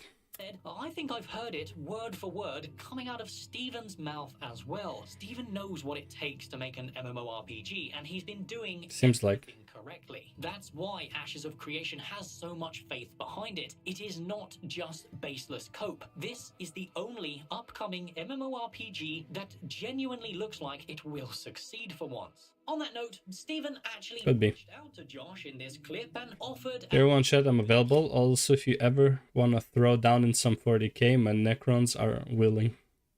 Comments. Josh, if you're watching this or any of his viewers able to clip, please take up this offer and interview Steven, because I think you are misunderstanding a lot of what Ashes of Creation is all about. You preach you want the genre to be better, and Steven is trying to bring that back to us, back to a time before MMOs were complete corporate dog shit. You will not... I really hope so, man. Honestly, like, I'm not gonna lie. Not in the sense of, like, hopium. Like, I won't be disappointed if he doesn't. But... okay, so hope is is not what I would say. I want him to make a game that is not a corporate bullshit. I want him to create a good game. I don't want to say that I hope for it. I just want him to make this game, because I cannot. only be doing a huge service to the MMORPG player base, but I think it would also make you consider sucking in that sweet, sweet Ashes of Creation copium. Hell yeah. Is perfect? Yeah, never. Nothing is perfect. Has been receiving a lot of hate, far more than the usual 3 threads a day, but that's expected considering they just took a giant dump on all the Zoomers' desperate need to sate their action combat ADHD. But it's important to remember, Ashes of Creation isn't trying to be the next World of Warcraft. It isn't trying to be the next big thing. Steven has said this multiple times, and even the player base who... he has no goal of being the next big thing, because he doesn't think this game will appeal to everyone, because this game, he wants it to appeal to him. This is the game that he wants to play. This is how he views MMORPGs. Not everyone's going to view MMORPGs like he does. He wants a lot of probably very slow leveling, a lot of exploration, a lot of side quest story, character development, some RP probably. Like, he wants a world to discover, right? World of Warcraft is not a world to discover anymore. Not since basically maybe TBC, maybe Wrath, though I would say probably mostly vanilla. It hasn't been a world to discover. Final Fantasy is also not a world to discover. It's a great story, don't get me wrong, but as far as the world is concerned, you're not really discovering much, right? So I don't know if Guild Wars 2 is a world to discover, though. So I can't speak about that. I haven't played it in that sense enough. But yeah, that's kind of what Steven wants. So yeah, obviously it's not going to be the next MMORPG. It's not supposed to be a mass appeal to most people. I think he hopes for maybe like 200,000 people on one server. Probably even less. I think that would be way too many people per server. I don't know how many servers he plans on, but I think he wants at least one. The thing is with him, I don't think he would want to have multiple servers per region. I think he would only want to have one server per region. Because I feel like he wants to play with all of these people. He doesn't want to have like, well, I'm playing here and they're playing there. Like, I don't think he would want that. I think he wants everyone to play together. But I don't know about that point 100%. I would love it for everyone to just play together. And it'd be slightly cramped. Because we all know there are going to be high and lows for a game. And it's like, if it's slightly cramped, on the lows, it's going to be not very cramped. But you'll always see people around the world. having a max of like 10-20,000 people in a world as big as this, I don't know, it would probably feel as empty as World of Warcraft does. World of Warcraft servers have, some of them 20,000 people divided by 2 factions, say 10,000. Some have, though, 18,000, like Horde, 2,000 Alliance, and it still feels empty as fuck, right? So... desperately consume it every single day already know the open world PvP nature of this MMO will not allow it to maintain an audience the size of World of Warcraft. Yeah. This highly anticipated MMO's ambitions are simple. Just be a good MMO that respects its players without pay-to-win and anti-social convenience systems. Believe it or not, kids, that's what MMOs used to be, an escapism for people like me who struggle to fit in the real world. The heavy emphasis on social media nowadays and the kids growing up... I really love the minimap, by the way. Minimap looks really fucking cool. Minimap reminds me of a shooter game, which is kind of funny. Stuff being the norm does mean the escapism that used to exist... I wonder, do you see enemies? Wait. Does mean the escapism that used to exist is no longer a thing.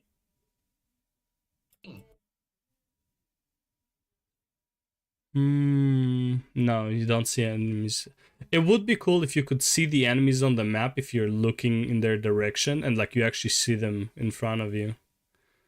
That I kind of like that on minimaps where you can actually see an enemy on the map if you see them in person. So I don't know why. All just money bags to our corporate overlords now. Yeah, usually. Hello, darkness, my old friend.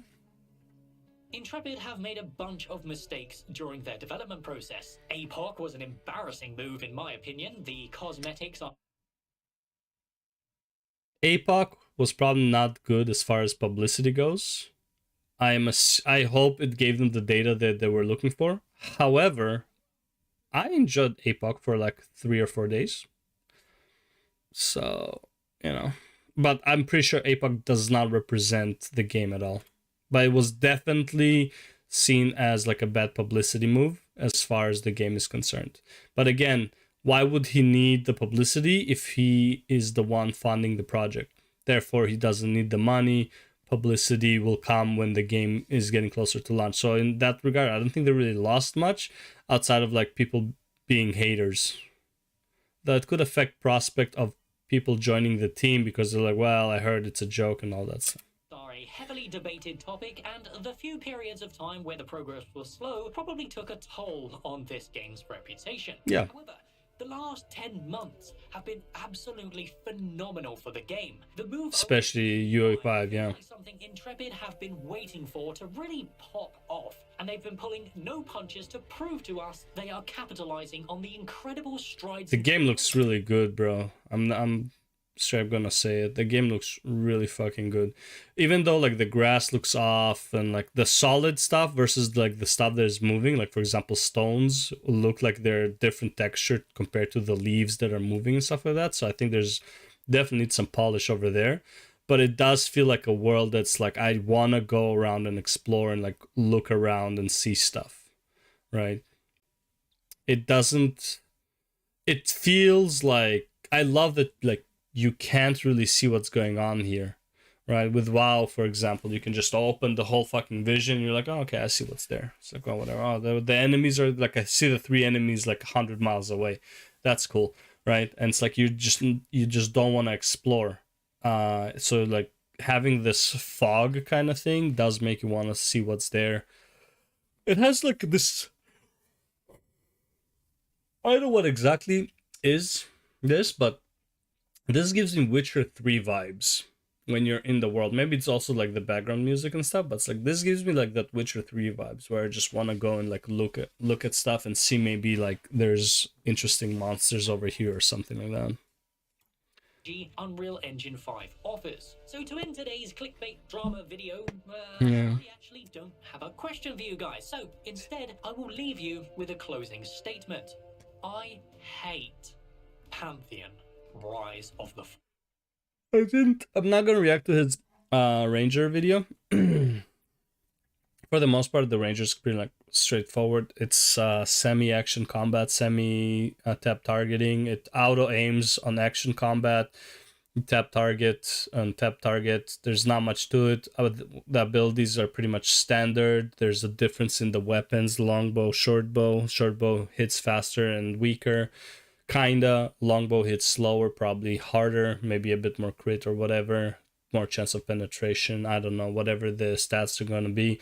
The one cool ability though, I want to say it's 3, where he basically jumps in the air. I can see it being a really problematic ability if it lets you jump on top of hills. So for example, see like this little mountain here, let's say it ends about here where like the about word is.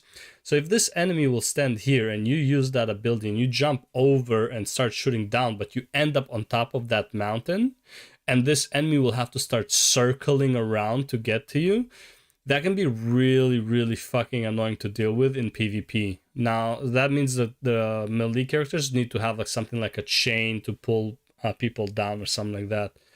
So I don't know how they would deal with it. Or sometimes they might be like, if you jump up, it's not as if you're in the air, you're still on the ground, but the animation is up here. Kind of like how Tristana works in League of Legends, where it's like, even though it looks like she's jumping, she's still technically flat on the ground for any ground abilities. So she would still get stunned by Vagar Cage and shit like that. Fallen. But as usual, I am just... Nice. I like the video.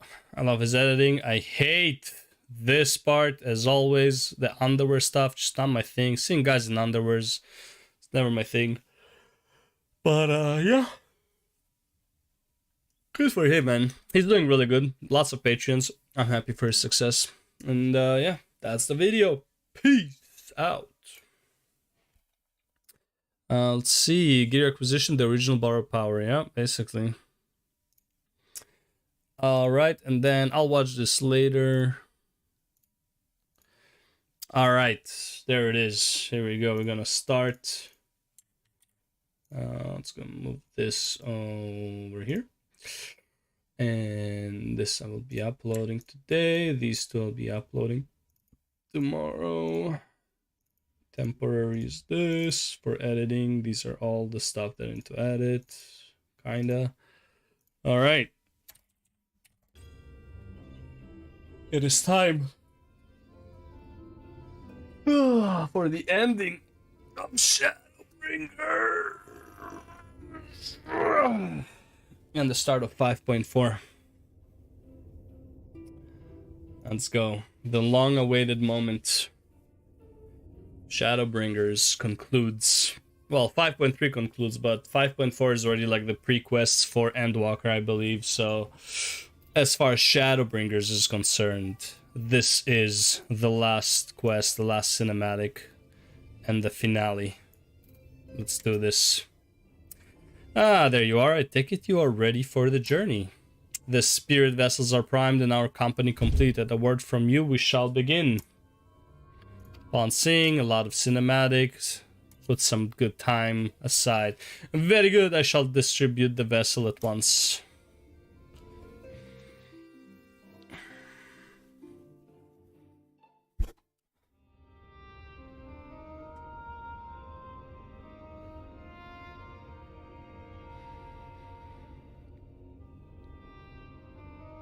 All right then.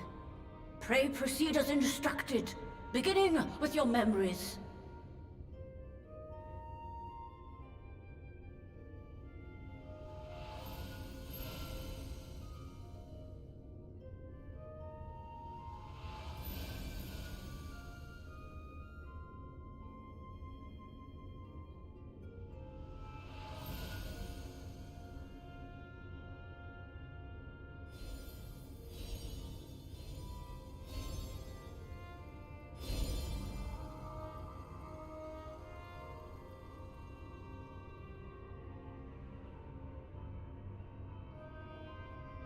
The first step is complete, and all appeareth to be in order. Well, that just leaves our souls then. So it would seem.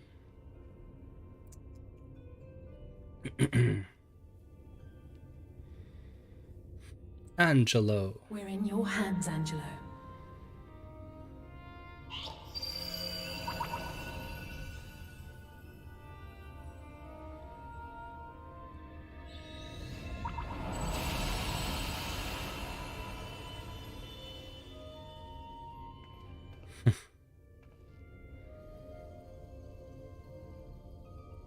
Watch they drop and crack.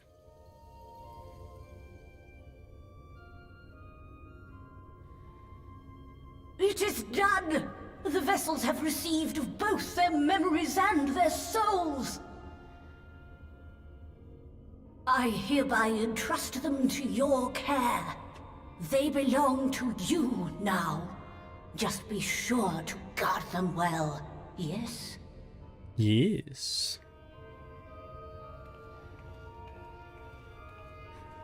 This will work, won't it? No, let's fucking hope, no.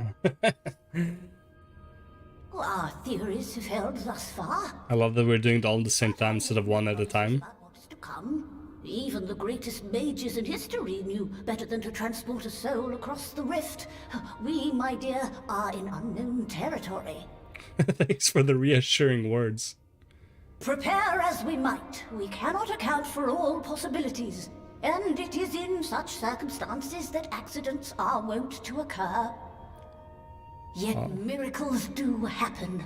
So let us pray and will our friends hope. The sentence from Endwalker, that's where it is. I won't stop praying until I know they're safe. Ah, there it is. All safely stowed away? I do hope so. All that remains then is to step into the mirror. Go now, and safe travels.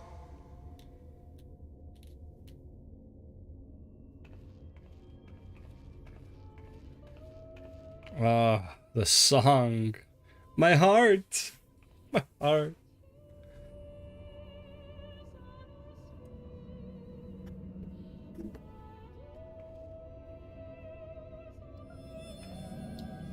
Damn, I look good.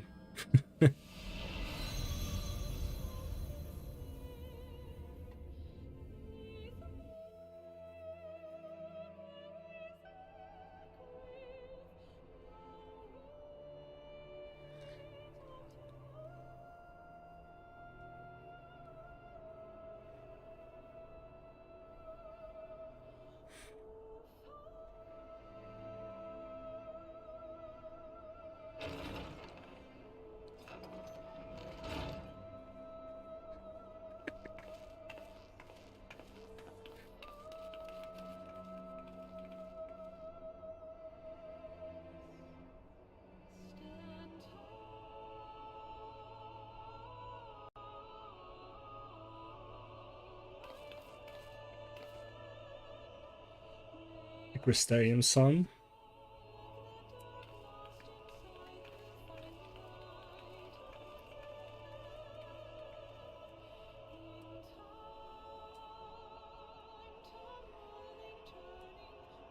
Hope he named them properly, you know? It's like Alfina and Alize have the wrong crystal.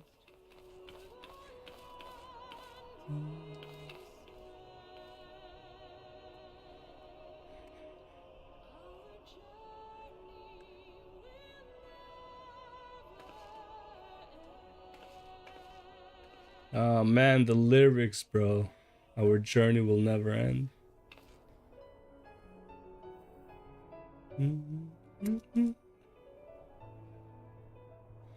Let's pray. Yo, Tataru is the final boss. That's her doing right there. She prayed and boom.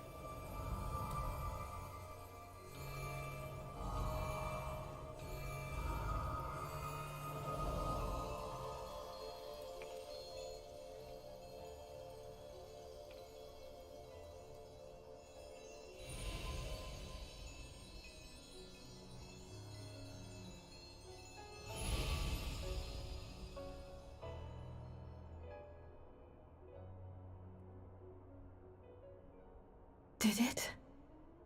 Are we?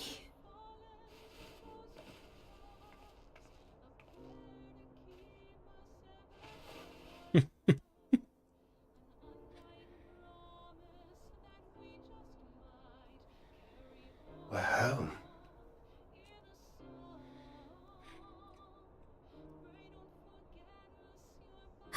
Oh, you're back. You're back.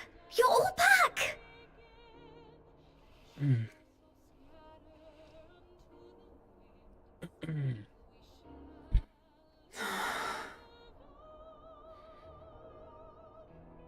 Thank you. My body feels like a sack of potatoes. But Potatoes. otherwise, I've never felt better. That said, I doubt any of us will be fit to travel for some while. May we leave the rest to you? Yep. The rest? The vessel beareth our comrade's blood. With it in thy possession, the way will surely open before thee. All of these vessels have his blood though, so...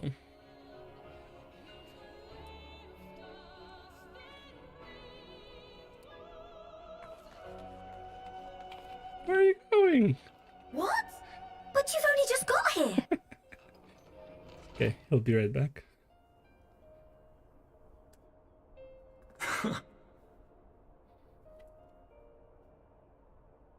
Tataru, might I trouble you to brew us all a pot of your special tea? 7 cups. Ah, and we may require an extra cup.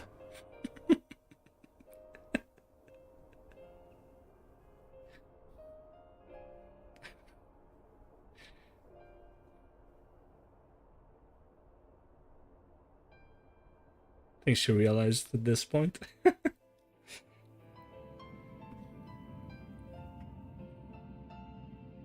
Yours is a long road, my friend, and it stretches onto places beyond imagining.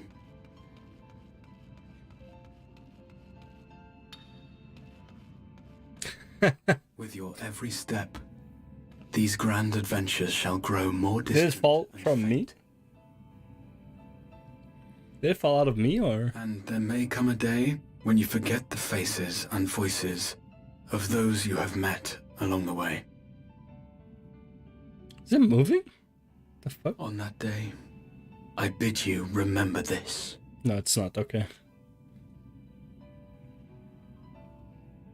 That no matter how far your journey may take you, you stand where you stand by virtue of the road you walked to get there.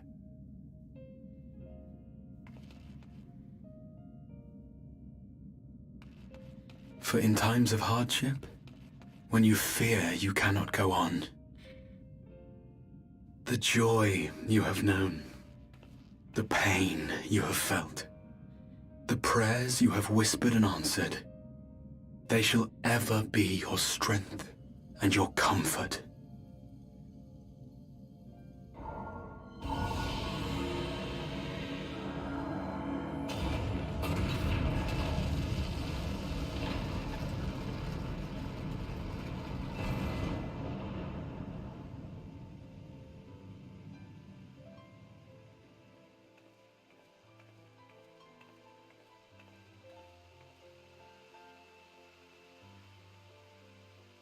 This I hope, I believe, here at memory's end.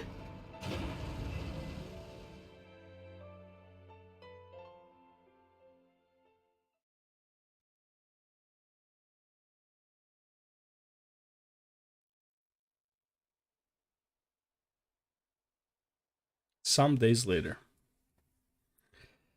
Oh, God, bro. So good.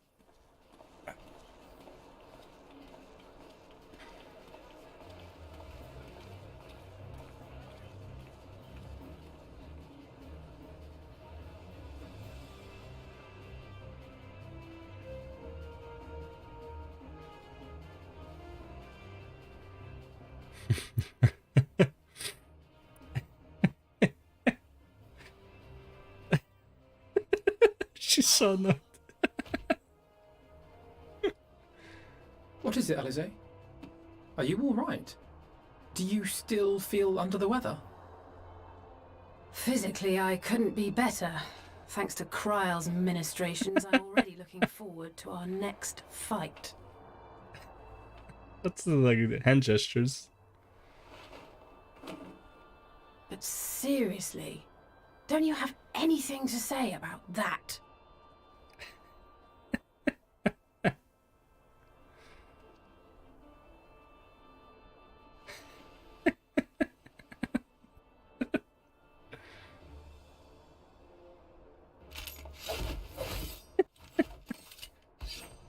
Mm-hmm.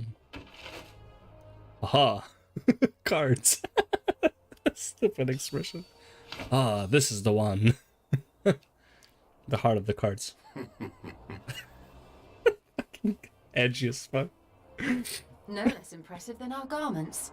You've outdone yourself, Tataru. Oh my god, so fun. To give credit where it's due, I had help from a certain fiery pixie who visited me in my dreams. They gave me all the information I needed to get the details just right. For your weapons, though, I needed a lot more help. Thankfully, our favourite heads of state were happy to place their finest craftsmen at my exclusive disposal. Oh, and speaking of the Alliance leaders, they all expressed their unreserved elation at your safe return, and promise to come and see you in person as soon as they can. They really needn't have gone to such trouble. But we'll be keeping these gifts all the same. Do pass on our gratitude. Yay.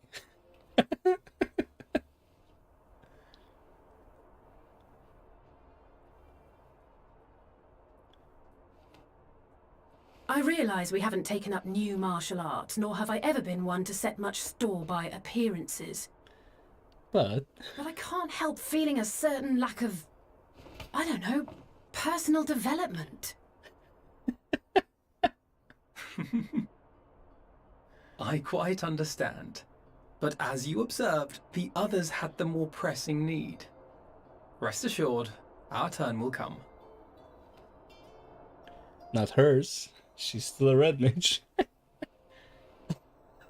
She fucking slouches.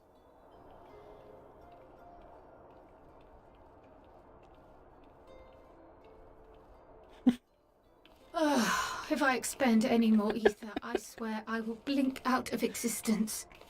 I need a bite to eat.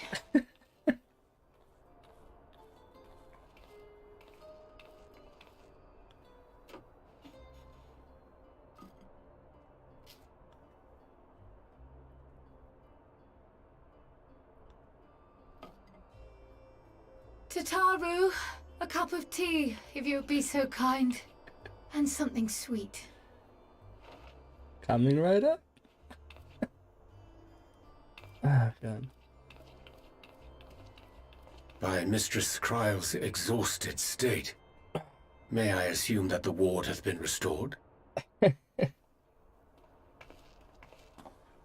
Indeed. We succeeded in weaving it anew, albeit at a slightly diminished potency than when I had Becklug's assistance. It is no cause for concern, though. The tower is not easily reached, never mind breached. And even should some few succeed, their presence won't escape my notice. Excellent. Said duty thus discharged, thou art free to go wheresoever thy fancy taketh thee. Upon which note, hast thou perchance come to a decision? The offer remaineth open. Well, if you're certain that's what you... I mean, if you think I... Graha, really?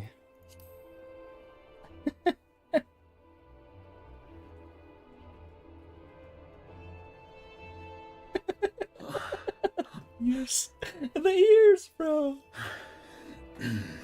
Right. Right, yes. Straighten up, little soldier. Henceforth, I shall count myself a scion of the seventh dawn. Grahatia, at your service. When I was a boy, many long years ago, I yearned to stand tall as the heroes of Eld.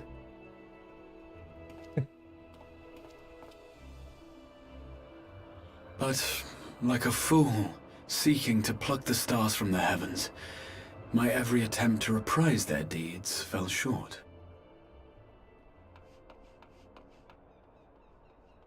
Help! Somebody help! So happy tears, by the way. I'm not crying, you are.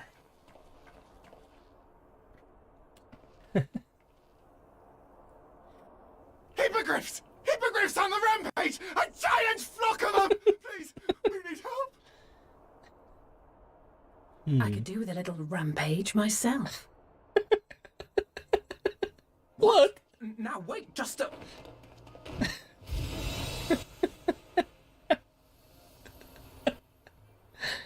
Ah, shit. Here we go again. Just walk there. Fine. Ah, the bullets.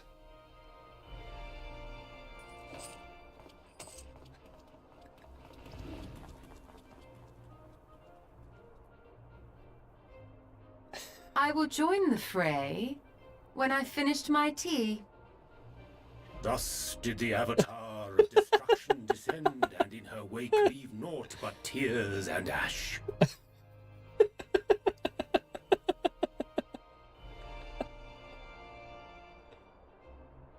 I guess we should go. And then, one day, an all but forgotten dream from my youth stood before The Avatar of Destruction. in the flesh. Oh, God.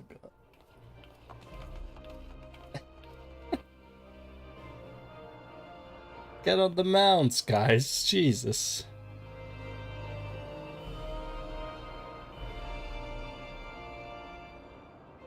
Ah, man. Oh, god damn. What a fantastic end to Shadowbringers. And here we go. So it was that a new adventure began. Never a dull moment.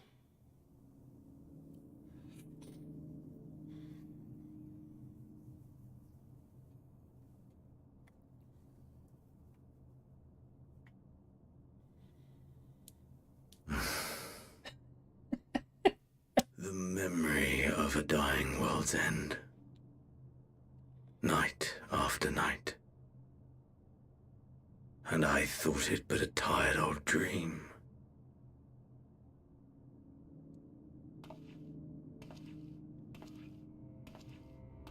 I say, I knew that securing the palace would provide your radiance with depressingly little sport, but that you should fall asleep out of boredom.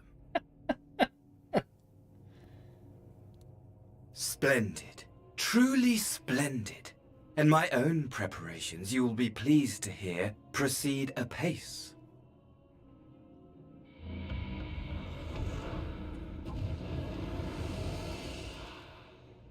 Oh, yes. They proceed very well indeed. Frighteningly so. And we owe it not least of all to this singularly useful body I chanced to find. Why? With the Populares now all but destroyed, it will be the simplest of tasks to discredit their groundless assertions that I met with a grisly end.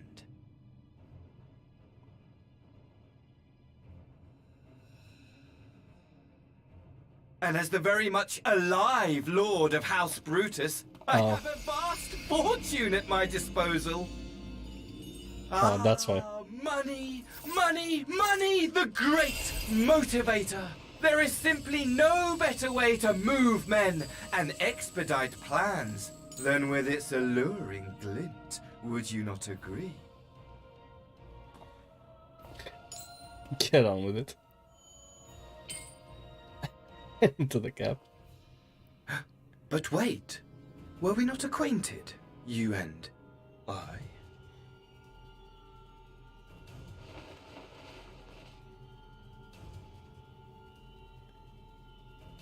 Yeah. Should our familiarity cause you distress, I beg your forgiveness.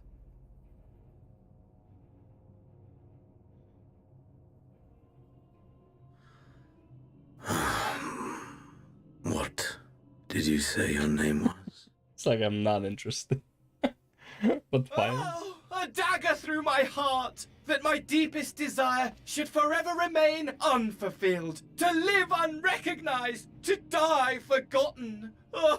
Sarcastic character indeed. So it goes. Whatever this flesh may have been before, It serves only as a vessel now. And I, faithful Fandaniel, labor only to advance my lord's ambitions.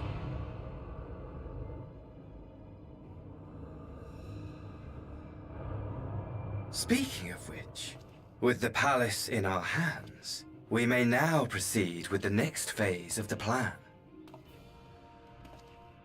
But how very odd.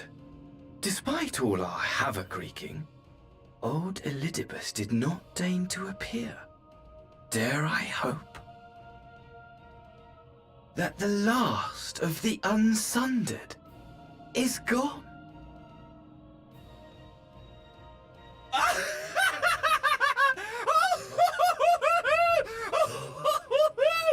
Imagine it! Bound no more by the shackles of mouldering memories of damnable duty, free at last to live for the moment! Main character.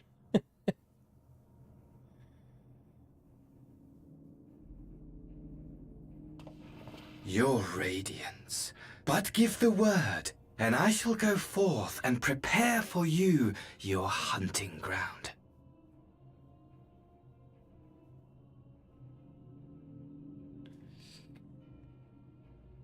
That which awaited was a fell beast. Oh yeah.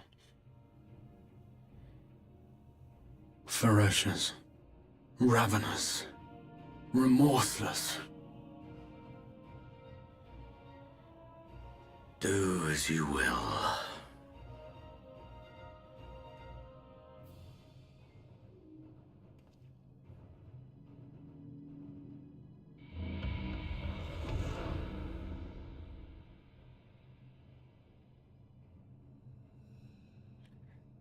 Still surprised that Too long, my friend. And insufferably dull in your absence. When you return to me, you will share everything. Every blow will be a story unto itself. Every triumph, every kill. Rest assured, we shall have a fitting stage for our reunion.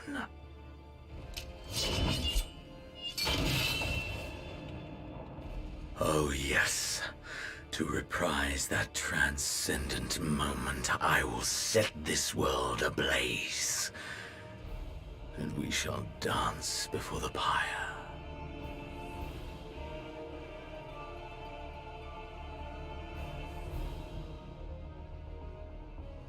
The beast shall kindle the flames of the apocalypse. Who would win though in a 1v1? I feel like Elidibus would have won. Shall the hero set forth for the final chapter in the tale of this star. Especially in the body of Xenos, I feel like Elidibus would have won. I know he lost the like 1v1 in the human form, but like I feel like overall Elidibus should have won, no? Or maybe he needs more prayers and shit because his power grows because he's a primal shit like that. I don't know. Who would win though, Emmet Selk or Xenos? Why is Xenos even that strong aside from like absorbing the dragon? Because after he was defeated as the dragon, he cannot become the dragon anymore. It's kind of weird, like the power level of Xenos, how it works, but whatever. Moving on. That's it. That's Shadowbringers. That's 5.3. Oh. And now for the best expansion. I mean, they're pretty close together, but yeah. Endwalker is just way more emotional roller coaster, so let's get into it, shall we? But first, I need to move this to editing 5.3. Holy shit, there's so many cinematics 5.3, it's crazy. And then we need to add a new folder. 11, and that's 5.4. Got 5 videos for tomorrow. Jesus Christ. I have how many? 15, 21 more videos, and then I have to also start uploading the emotional damage series, as well as and edited, well, combined videos of each act, basically. Raktika, Sin Eater's War, Trolley Adventures, Tempest, Colossia, Part 2, and then 5.1. Jesus Christ, 5.2, 5.3, 5.4 have a ton of videos too. So yeah, lots and lots and lots of stuff to upload throughout the coming month. Good shit. Yeah. Alright, let's go. Graha Tia. Ah, you're back. Tell me, Filmina, do you think I was excessively familiar early in my tone and mannerism? I thought it better to be familiar than formal if we are to be comrades, but now I worry that it may have detracted from the gratitude and respect I harbor for everyone. Perhaps you might consider it a nod to my regrettably less than humble beginnings? Yes, that will do. This fucking guy.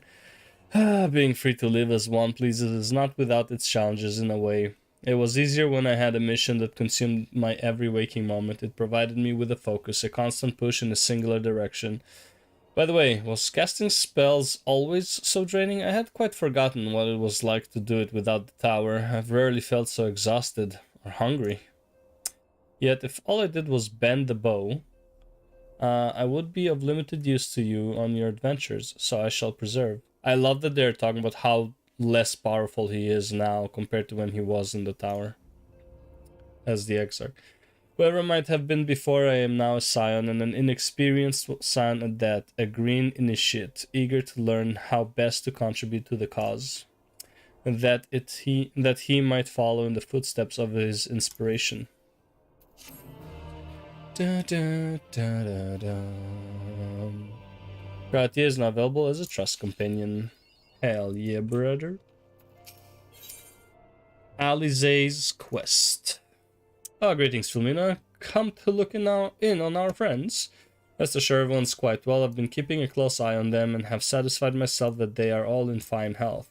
As a matter of fact, they're just about to convene in Dawn's Respite to discuss how best to use their pent-up energy. Let's join them, shall we?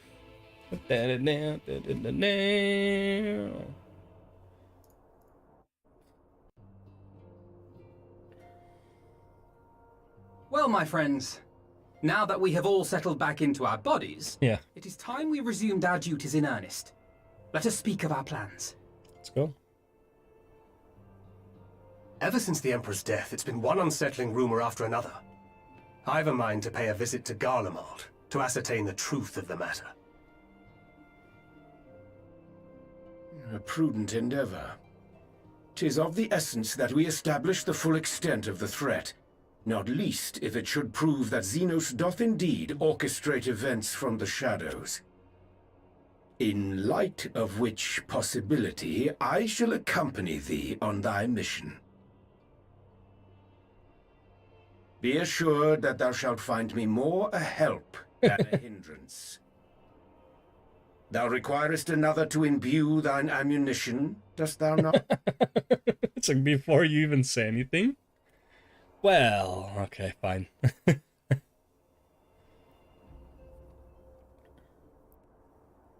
Assuming that's settled, there's something I've been meaning to look into as well. Oh, yeah.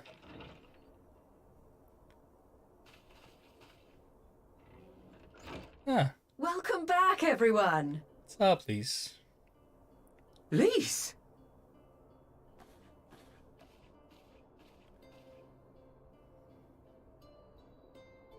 You're fine now, right? No more headaches or keeling over? That's right. We're fighting fit and raring to go. Is he gonna apologize or something for it? It's Graha. Oh, there he is. Yeah. Famous Lise Hex, former scion and hero of the Alamegan resistance. Okay. Huh? What? I don't believe we've met. Really? It's so easy to assume that all Archons are acquainted. But then I suppose your fields of expertise are rather different. Yeah. Grahatir at your service. I have read much and more about your exploits, Commander. It is a pleasure to finally make your acquaintance. Likewise. The others told me all about you. All? Like the headaches and stuff? Do not be so sure. Words scarcely do justice to the vital role he played in our victory in the first. A more dependable comrade one would be hard-pressed to find. Now you're just embarrassing him.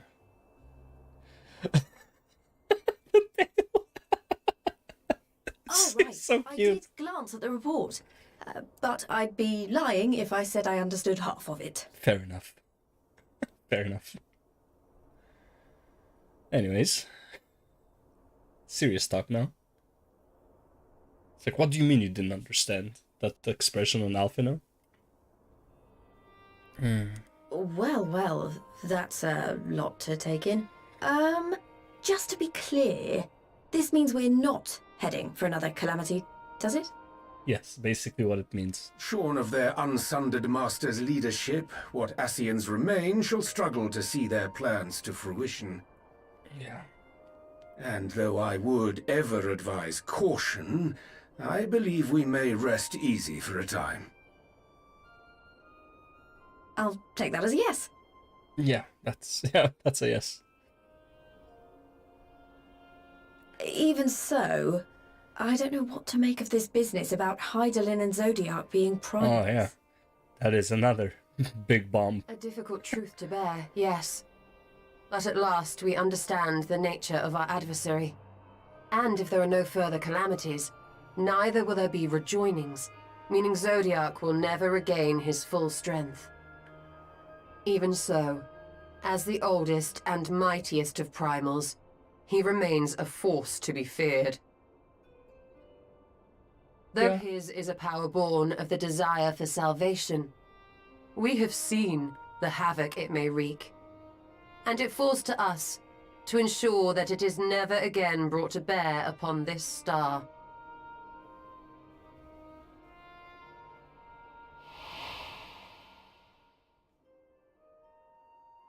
Yeah.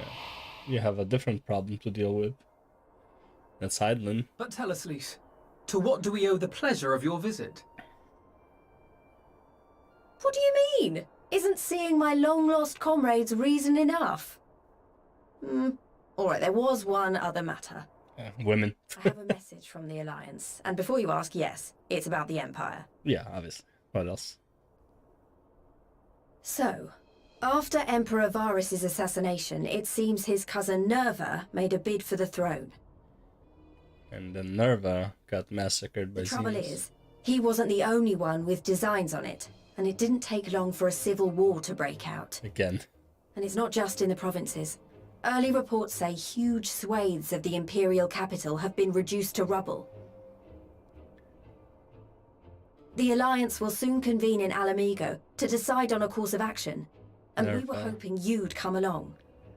Nerva. Well, as it happens, Urianger and I were just this moment planning a little trip to Garlemald. And we should be grateful for any advice the Alliance can provide on how best to make the most of our visit. It's never the guy with that had to do with Boja.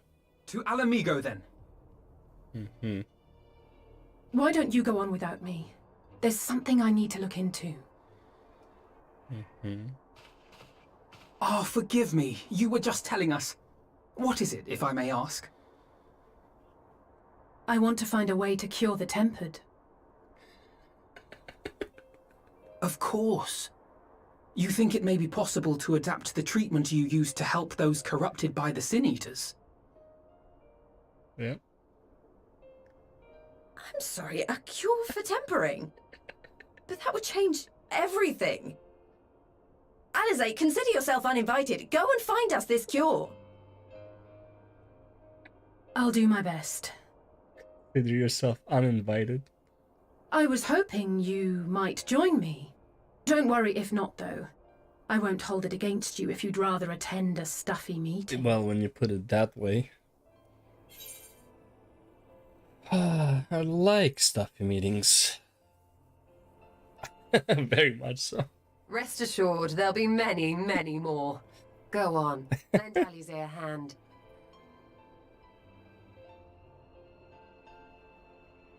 I'll come too. If you don't mind, that is.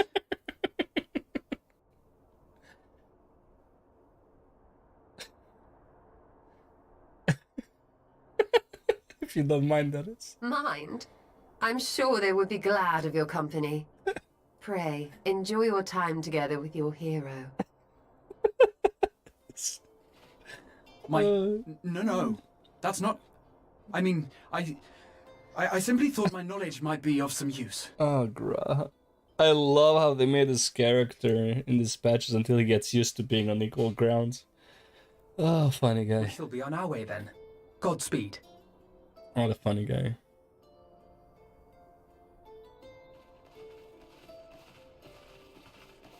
Bye-bye. Ah, man. What a funny guy, Graha. I love it.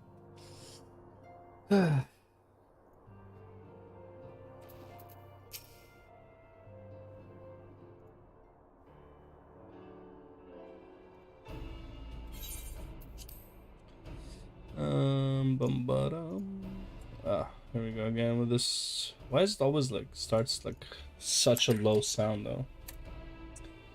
Oh, actually, I need to check something. I think the mic is still fine, but let's check it nonetheless. I need to check something.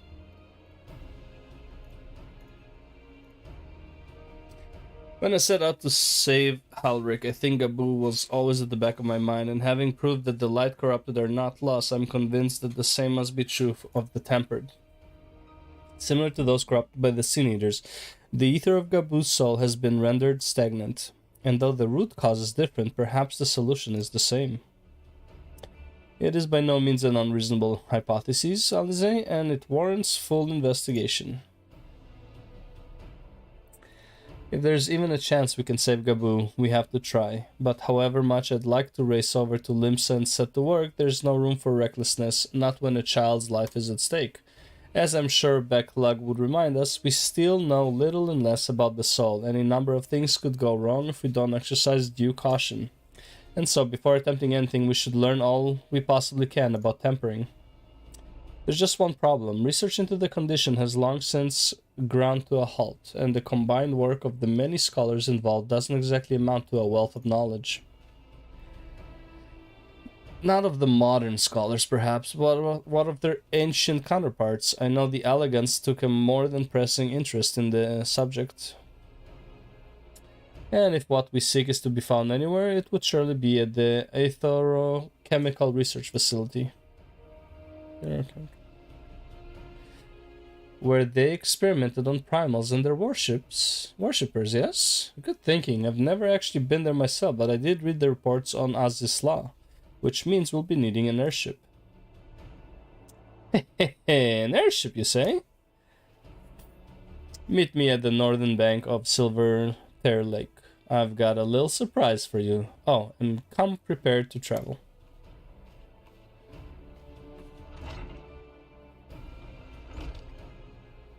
What do you think if you mention an airship? Why are you confused?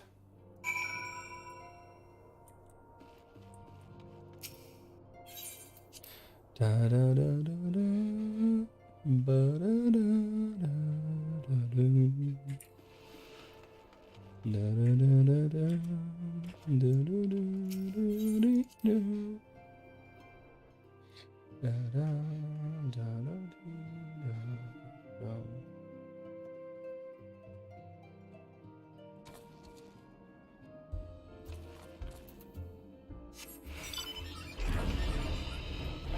I missed somehow.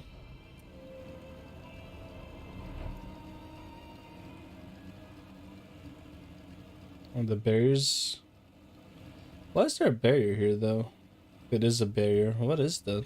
These gases. For a second that skeleton kind of scared me, I'm not gonna lie. Of Midgardsormr.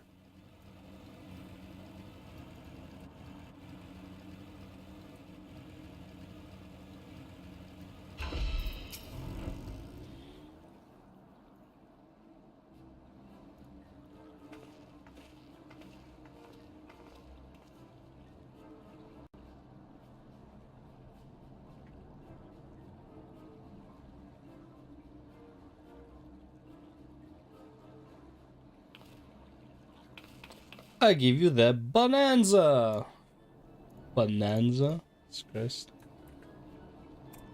The Sun's very own airship. I built her as a company project with help from our friends at the Rising Stones and named her for luck and prosperity. The fuck was that? Holy shit. Tataru, this is amazing. We'll be able to fly just about anywhere we want. Our garments were impressive enough, but to build an entire airship, I see the annals did not exaggerate the many talents of the science-fabled coinkeeper. I'd also introduced myself as your pilot, except the training didn't go quite as well as I had hoped. But that's alright, because we have hired this capable fellow here instead. From the Ironworks? The Bonanza is equipped with a full complement of mana cutters. By the way, feel free to use them to get around Azisla.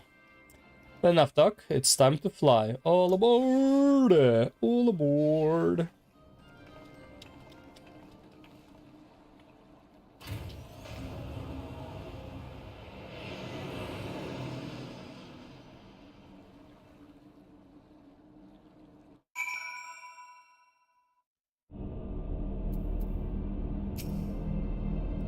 Honestly, Sid would be jealous of the way that airship flies. Tataru has outdone herself. Anyway, here we are in Azisla, and Alfinod's report did not do the scale of this place justice. Oh, she was never here.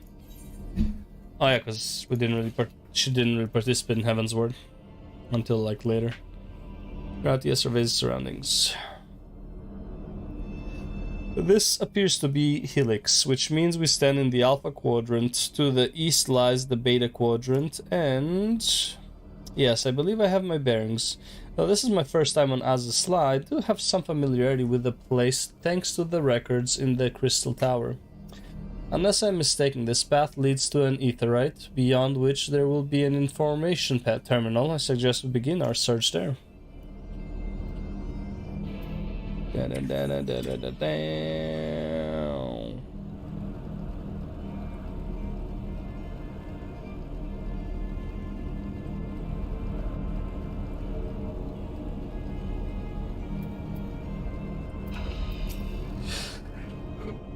And here's the terminal. A moment while I search the archives for references to tempering.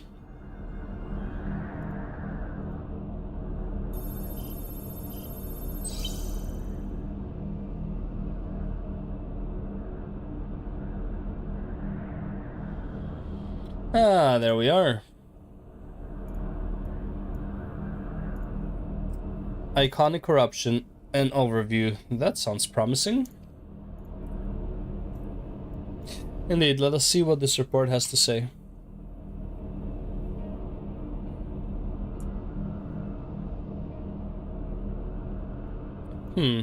Confound it. The contents appear to have been deleted. What? No, isn't there something you can do? Not from here, I'm afraid, but it may be that another copy of the report exists elsewhere. The question is, where to look? It says here the report was written by someone named Owen. Is it likely that he kept a copy? I would say it is a distinct possibility, assuming he was a researcher here. He will have had quarters on the Hemisphere. We can ascertain the details at Hemisphere Control. Let's return to the Bonanza and avail ourselves of the mana cutters. We will need them to reach our destination. I forgot, you already have a suitable means of transport, don't you? No need to waste time accompanying us back to the ship, then. We'll see you at the Hemisphere.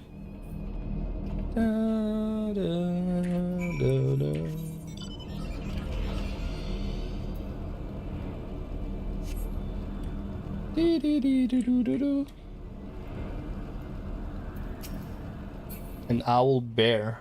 What a name.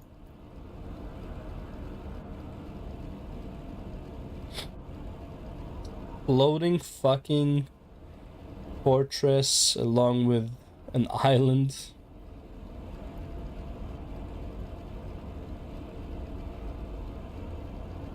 God damn. Elegants were next level, huh?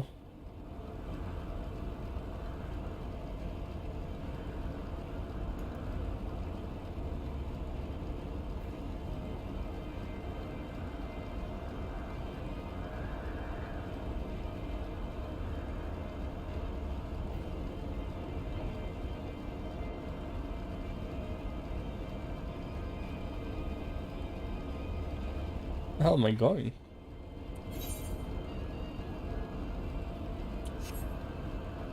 Oh.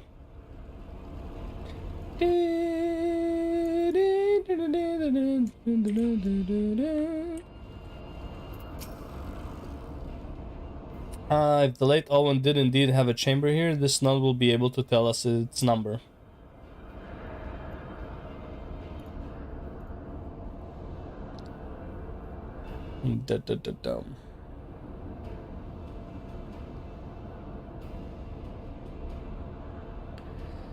There, from what I can recall of the layout, it should be somewhere in the vicinity of... Warning, an evacuation order is presently in effect. Entry to the hemisphere is not permitted at this time.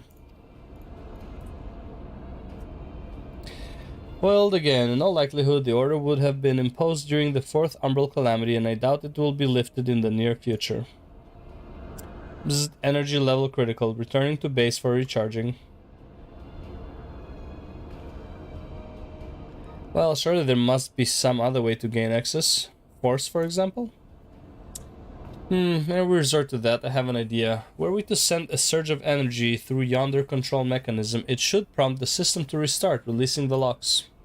As for a suitable energy source, a concentrated lightning shard might suffice. Happily, I seem to recall that they are known to form at points of stagnant ether throughout the continent.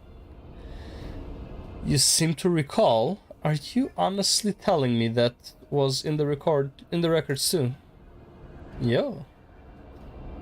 I am. A report sent to the capital mentioned that lightning-aspected ether was prone to pooling on the continent, resulting in surges that interfered with equipment. A minor detail, I grant you, but in my role as caretaker of the Crystal Tower, there was no such thing as too much Allagan knowledge. Besides, my studies helped me to feel connected to the source, to home. Must have explored this facility 1,000 times in my mind, but to finally stand here with the two of you, it is more exhilarating than I can well express. Now then, the lightning shard, if I may, I suggest we split up and search the beta quadrant. Oh, but beware of sprites, they are wont to manifest where the ether is stagnant. Now you're just showing off, which makes me think we should make a contest of this. The first to return here with the shard wins. What do you say? What a child. What a child. Very well, it would be my honor to come third. What a happy loser.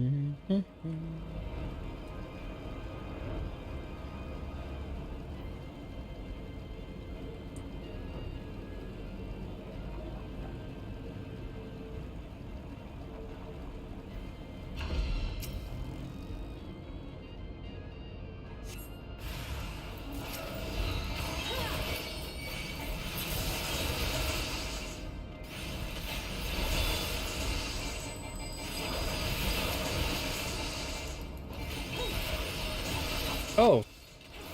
Oh, never mind. I thought it got upgraded.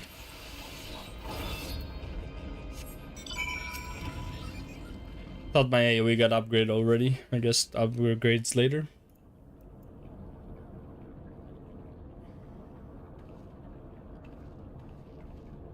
Bravo, that was quite a show, adventure. Why the spectacle proved so enthralling that all thoughts of the prize slipped my mind. Disembodied voice. I appear to have forfeited our little race. Congratulations, the lightning shard is yours. Not dramatic entrance, you have changed.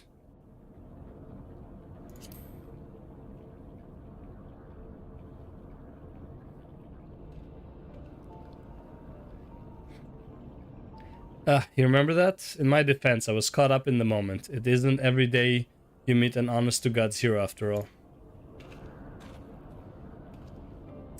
Well, the contest continues, so you had better hurry back. But one last thing. Thank you, Filmina, for bringing me here. Funny guy. Not that funny, though.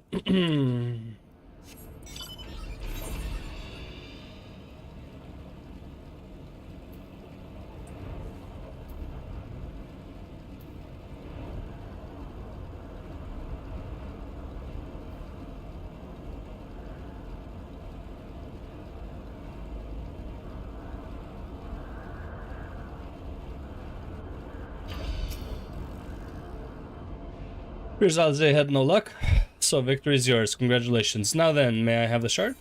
There you go, buddy. Blow it up.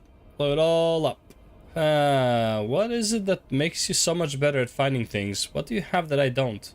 A minimap with the directions of where to go. That is a question I too have asked myself on numerous occasions. I suspect we could both learn a great deal from Filmina, and not only about the secrets of adventuring, but come, we should attend to our mission.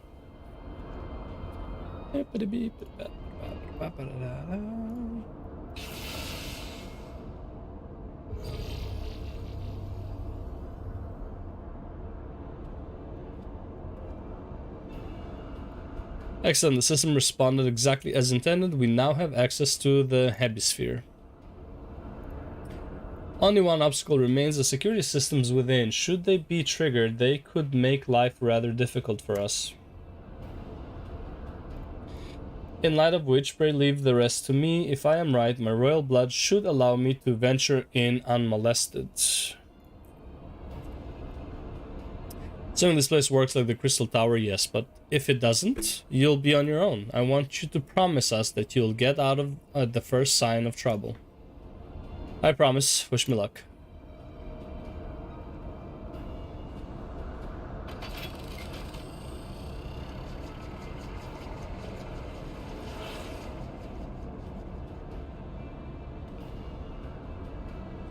Well, nothing for it but to sit tight.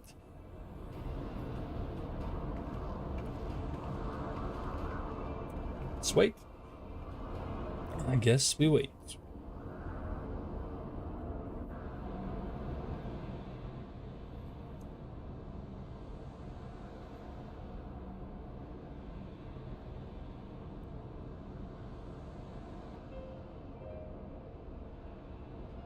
I'm sure this Owen fellow was very learned, but icon corruption and overview sounds like a studium thesis. We all had to write one. Lest you wonder, mine was about the combat applications of ether. I'm nothing if not practical. Athena's was more philosophical, of course political. Dare I say it. He chose to write a lengthy discourse on our nation's duty to the world. A controversial subject, to say the least. He asserted that Charlean knowledge should rightly be used to protect all life on the star, in direct opposition to the country's cherished policy of non-intervention. Being a leading member of the forum, our father was not happy. At the time, of course, Alfina was utterly convinced of his views and would cheerfully argue to the death with anyone who saw things differently. By which I mean, the rows were long, to be fair to him, though. The rows were long. To be fair to him, though, he's since learned to be a little more open-minded, but deep down he still holds fast to that one belief, and I admire him for that. I should have liked to meet the young Alfino. For what it's worth, my thesis concerned the elegant civilization as depicted in folklore. Oh, you're back. Didn't know you attended the studium? I didn't. This is what's required to earn my Archon's mark. My peers at the Students of Baldesion convinced me to write one with the promise of unfettered access to forbidden tombs. Though I considered it no more than a means to an end at the time, I will admit it was gratifying to have my efforts acknowledged. Good gods, an Archon's thesis. I shudder to imagine the work involved. But enough about that. Is this the fruit of your foray? Yes, Owen's archive node. It was waiting for me in his chamber. A copy of his report still survives. It would be stored in this device. Shall we find it?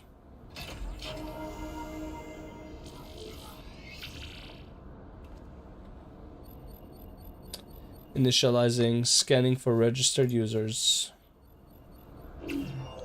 User not found. To proceed as a guest, please complete biometric authentication. Now what?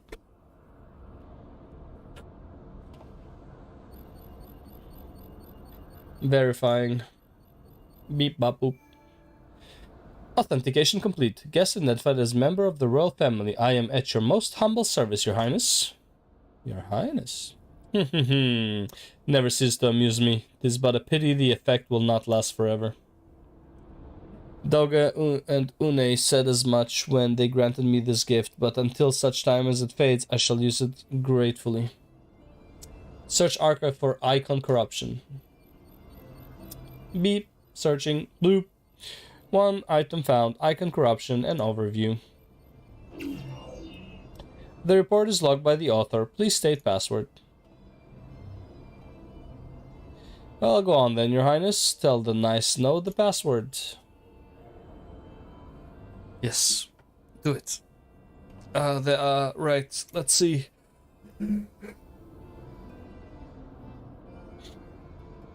Glory be to Alag.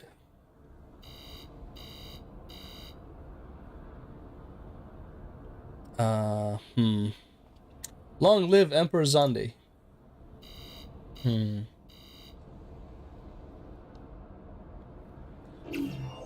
Bleep bloop. Password incorrect. Please try again. Confound it.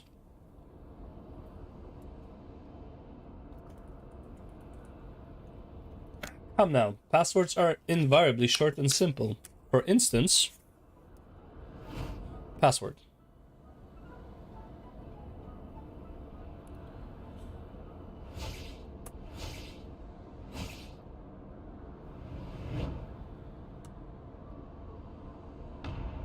Fuck, I knew it. Password. What? Who would ever do that? The notion that the password could be something so insane would be laughable were it not dangerously stupid. Furthermore, your conduct in the presence of His Highness is grossly inappropriate. Know your place, handmaiden. What did that thing just call me?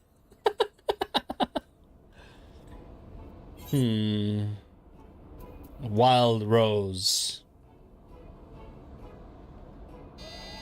Bleep bloop, password incorrect. Again, be warned that any further inappropriate behavior in the presence of His Highness will not be tolerated. Alright, that's it. I say we dismantle it and manually extract what we need. Now, let's not be too hasty. A single misstep and we risk losing the report altogether. I believe this task may be a task. I believe this may be a task for Sid and his colleagues. If anyone can coax Machina into cooperating, it is them. Huh? Well, okay. Come, let us bear the note back to the Rising Stones.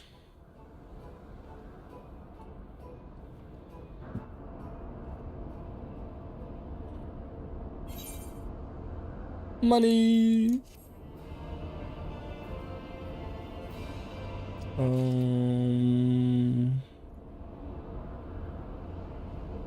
That's not it. That's not it. So this one? Nope. This one? Nope. Did I close that window again? Am I really that mental?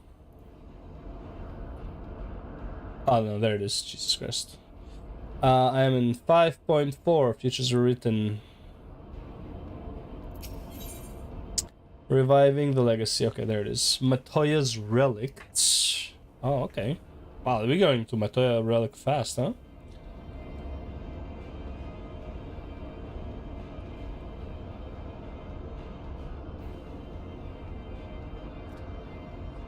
One, 2, 3, 4, 5, 6, 7, 8, 10, 12, 14, 17 quests before Endwalker. Let's go, buddy. Let's go.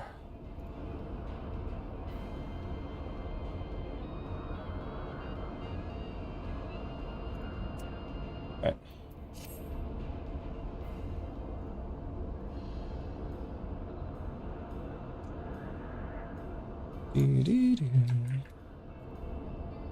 She probably mentioned that I have yet to meet Sid since waking up. Rambros did send word to the Ironworks, but it appears our friend has been afield on urgent business. Nevertheless, I assure you my proposal to seek his help is no pretext. However much I might look forward to seeing him again, him and everyone, but come, let us be on our way.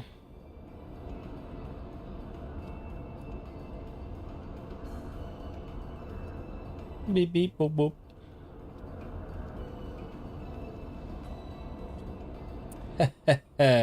Look at him all but running. How sweet. Still, it won't do to keep him waiting, shall we?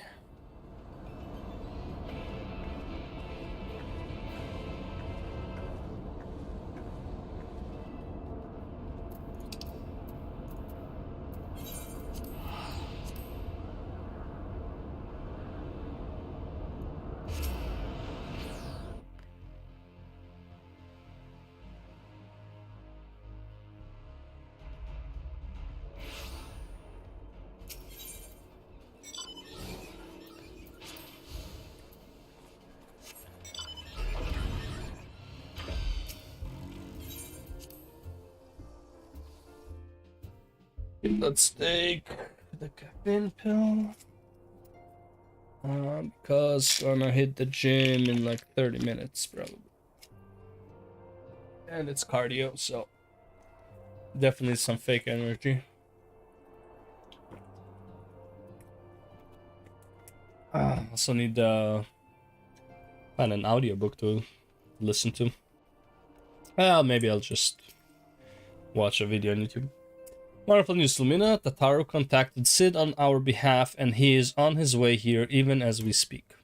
While we wait, I should like very much to hear what transpired at the Alliance Council. Would you be so kind, Kryl?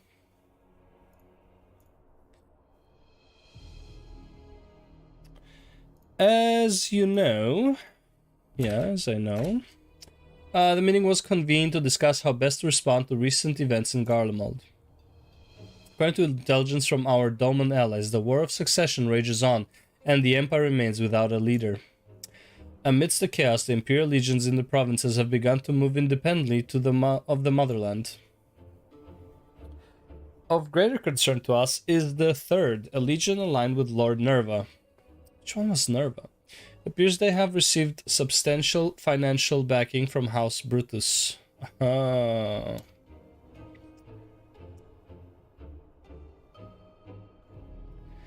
Brutus, aren't they the ones who took in Yotsu and Asahi? This bodes well. Hey, let me look at this real quick. Lord Nerva. Is that the guy? Again, I ask, who is Lord Nerva? FF14 spoilers. Yeah, I don't think... Nerva Ye Galvus is a non-player character in Final Fantasy 14. He is the grandson of Soluzos Galvus and the son of Titus Ye Galvus and Aresia Weir Galvus. He is also the cousin of Varys Zos Galvus. But I don't think we meet him, right?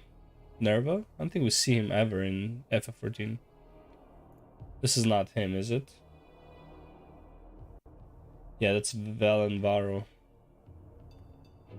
I don't think we ever meet Nerva.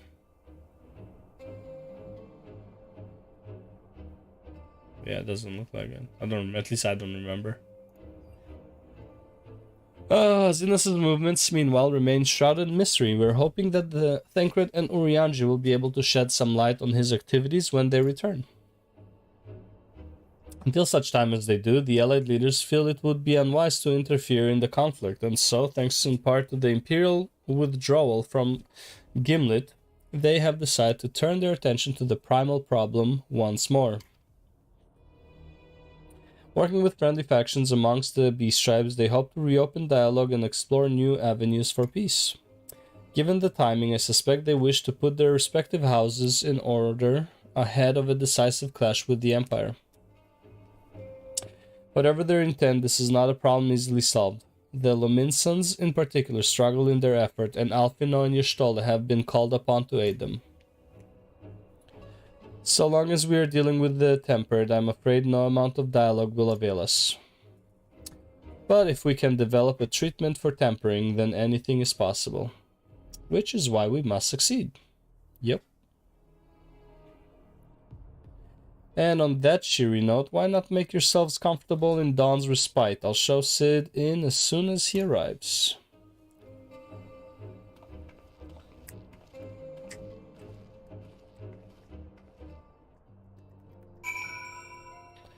Dee dee dee dee dee, da da dee da dee da da.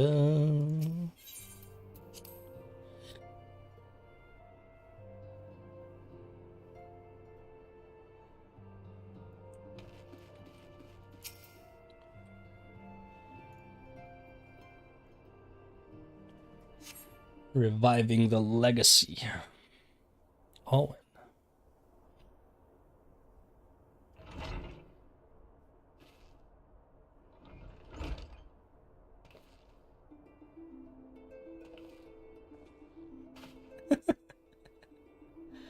Sid.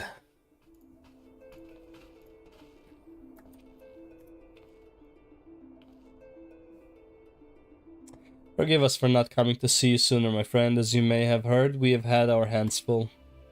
In our defense, you are up rather early. I was under the impression you'd be slumbering a while longer. I would have been had you not fulfilled your promise. Still struggle with that idea. From where I stand, the secrets of traversing time and space seem exactly as unfathomable as they ever did. But if an alternate version of myself has already laid them bare, I dare say that frees me up to concentrate on other endeavors. Speaking of which, you wanted my help with something. What is it?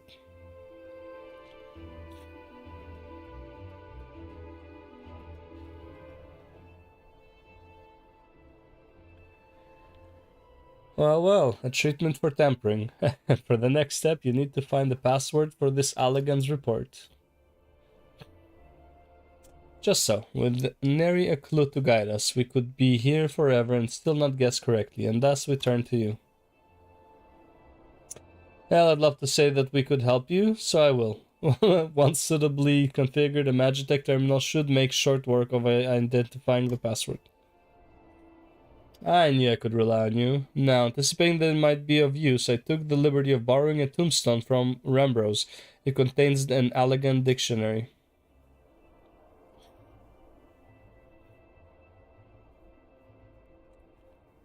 Good thinking. I'll transfer the information to a terminal and set it to work right away.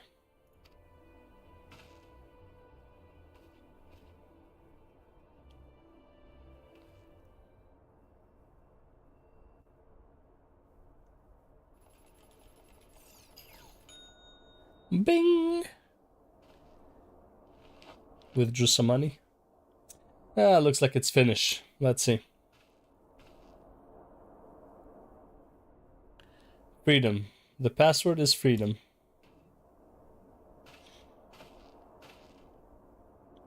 Huh. Short and simple, just as I said. Would you care to do the honors, Your Highness? I would, milady.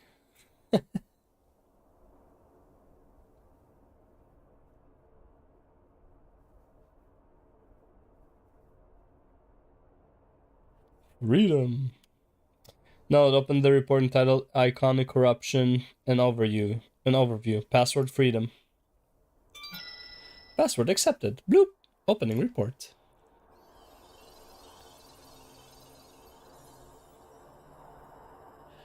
This report seeks to provide an overview of the mechanism by which icons corrupt and bind men to their will.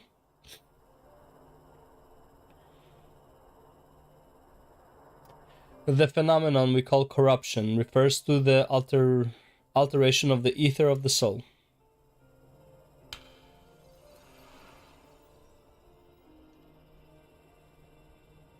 Said ether ordinarily exists in equilibrium, no one element being more prominent than another.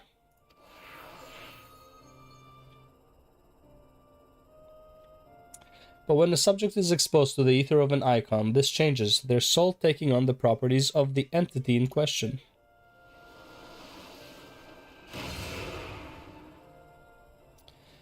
By way of an example, exposure to the ether of the fiend Sephiroth would cause a subject's ether to become aligned with the element of earth.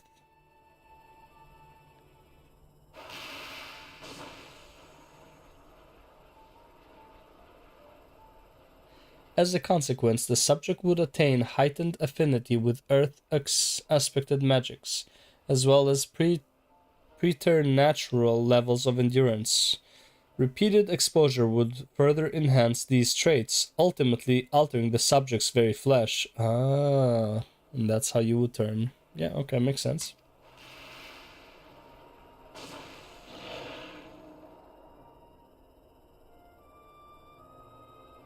The changes undergone by the subject are not solely attributable to elemental alignment. However, further testing has determined that the subject's soul becomes umberly charged or stagnant during the process. I guess this explains Endwalker, why they turn into what they turn to. This stagnation of the soul has the effect of diluting the sense of self, rendering the subject vulnerable to the will of the icon, the thoughts of whom come to consume their entire existence. In this manner, do the corrupted become worshippers of the icon, their prayers serving to further empower the entity. Having discerned the mechanism of icon corruption, my colleagues and I set out to develop a material capable of shielding one from its effects, an endeavor in which we were successful, albeit it at great cost. In the course of testing, many of my assistants, good men and women all, fell victim to corruption, and in accordance with protocol, they were summarily put to death. I subsequently submitted a proposal to investigate potential cures for corruption, but it was rejected, deemed non-essential by Lord Aemon. Though I knew it would be fruitless, I protested the decision, and for my impertinence I have been stripped of rank and title, and will shortly be expelled from this facility. In all likelihood, this report will be expunged from the archives. Nonetheless, I record it in the hope that one day someone will undertake to do that which I could not, and find a cure for the victims of icon corruption. End recording. Yeah, this is... So not even the elegants were able to find a cure, or rather were not given the chance to do so. One cannot help but wonder what motivated Lord Aemon's decision. More importantly, this confirms that stagnation of the soul is indeed the problem, and Angelo can remedy that. True, yet were we simply to reanimate a tempered soul, I fear it would do naught to diminish the individual's fanatical faith. Indeed, it may well intensify it. No, we would somehow need to suppress the primal's hold over the subject at the same time, or risk them ever remaining in thrall. He could only make them remember who they were. There's no point in reviving their souls unless we can also restore their sense of self.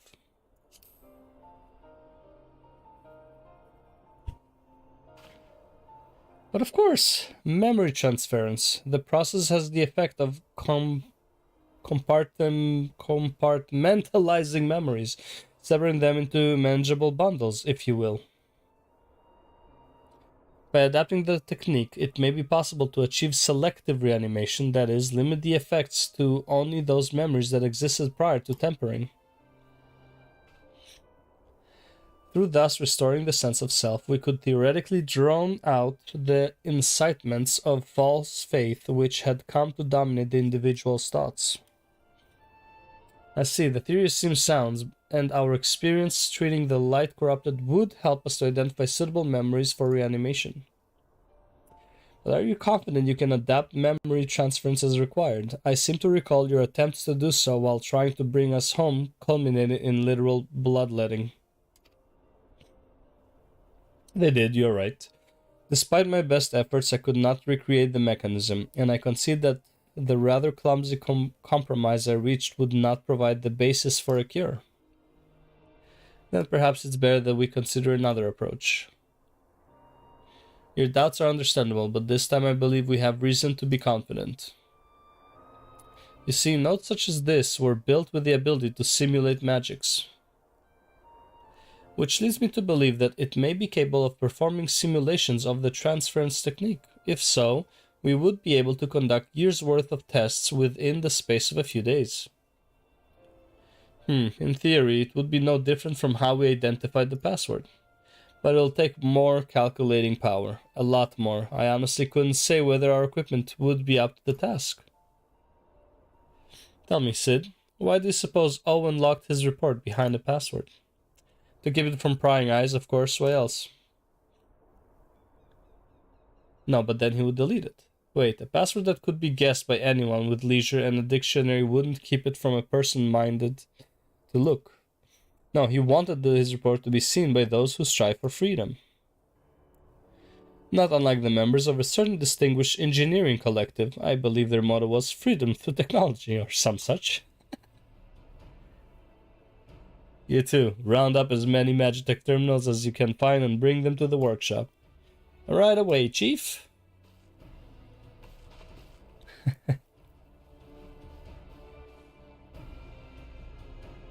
Things are about to get very busy. Lucky we have you to help, eh?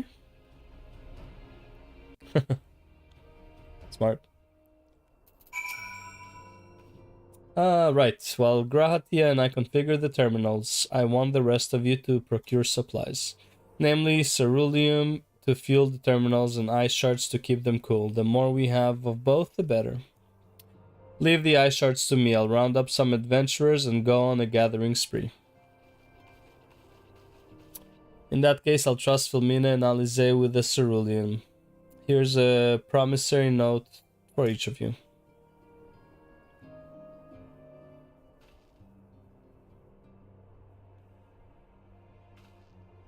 Take them to the Skysteel Manufactory in Ishgard and the ceruleum processing plant in Thanalan. The people there will give you what we need. Yours is a well-known face in the Holy See, I believe. If it's all the same to you, I'll head to Thanalan. Alright.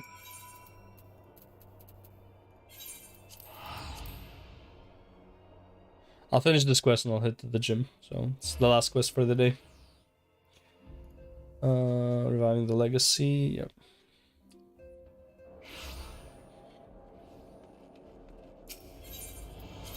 Da, da, da, da, da, da.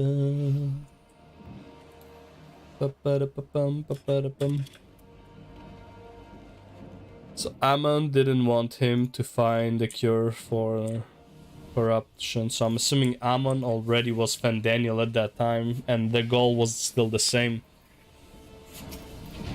You stand in the Skysteel Manufactory. What is it you require?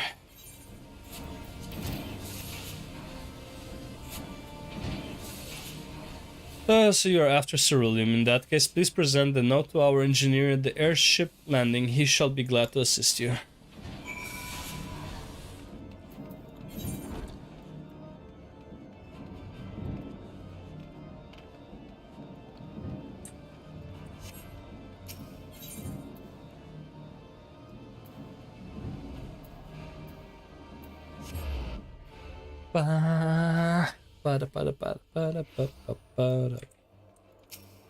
Else is taking out the gates. Okay. Dun, dun. I have no friends. Ceruleum, you've come to the right man. Fair warning though, the price has shot up on account of the uncertainty with the Empire, so I hope you've got the coin. I got this, actually. Well now, a promissory note from the Ironworks. Don't see many of these. Not that it's a problem, it's as good as gold to me. Oh, respect.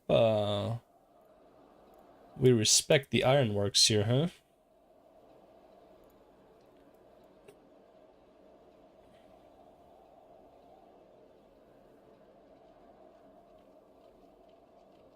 Well, well, well. Look who it is. My friend! After the disappointment of not seeing you in Alamigo, what good fortune to chance upon you here of all places. The love. The bro love, man. Actually, I'm not a bro here, so... we're just friends. As you may have heard, the Allied nations are making a renewed effort to address the primal problem. Yeah. To that end, have I invited the chieftain of the Vanu to Ishgard, that we might together plot a course. What's happening, brother? Since the war with the Empire appears to be nearing its conclusion, I would also like to call upon Estinian's lance. Alas, he is, as ever, a difficult man to find. I'll just leave it to Kryl. Kryl will always know where he is. I am informed he recently paid a visit to the Rising Stones. Should he happen to do so again, be sure to pass on my regards, won't you? Will do. But tell me, what business brings you to our fair city this day? Well, you know, tempering cure. A cure for tempering. You never cease to amaze me. Jesus Christ. Until now, our only hope has been prevention, our every failure irrevocable. But this would rewrite the rules of engagement. It could end the cycle of bloodshed. This fucking guy, bro, you're exaggerating, man. Very well. You shall have all the ceruleum we can provide. And He's so... which to transport it. But he's so into this. I'm just imagining the voice actor during this. He's like way too enthusiastic, you know? It's so crazy. Which is fine, he didn't see me in forever, so yeah. In this matter, you may count on Ishgard's full support. Danke schön, danke schön.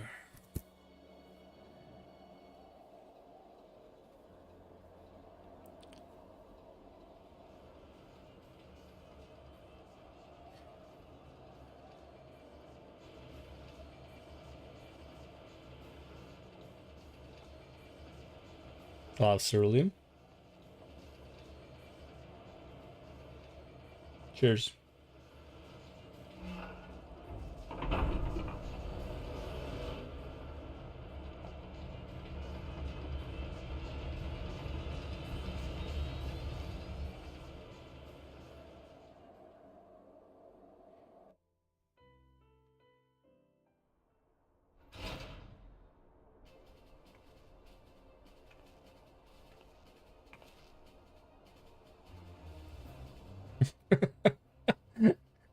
Bring everything to the workshop, everything we got.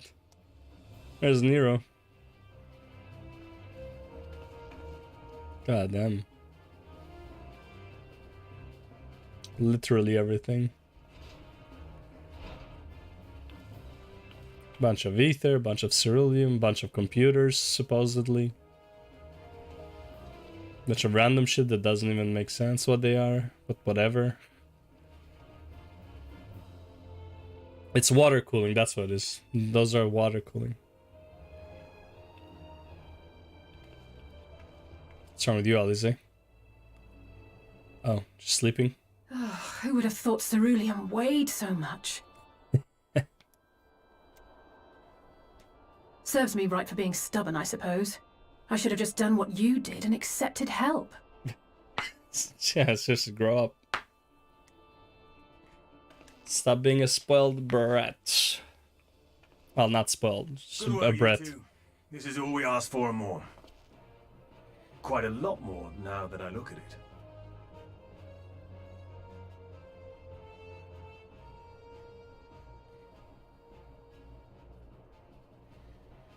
Lord Emmerich, eh? And entirely by chance? Ha! Some people have all the luck. Yeah. You know me. We have also succeeded in configuring the terminals, thanks in no small part to our able assistant. Oh? Able assistant? Nero, yeah, there he is. Nero Tolskaya, at your service. It's been a while, hero. You seem surprised to see me. Lest you misunderstand, I've no interest in such things as cures for tempering. But if you mean to achieve that which eluded even the storied Allegans, it seemed plain that you would require my expertise. And so it proved. Is that not right, Garland? Jesus Christ, this guy. Yes, whatever. Ask Jessie. She was the one who hired you. All I know is you're an employee of the Ironworks now, so you'll bloody well earn your keep.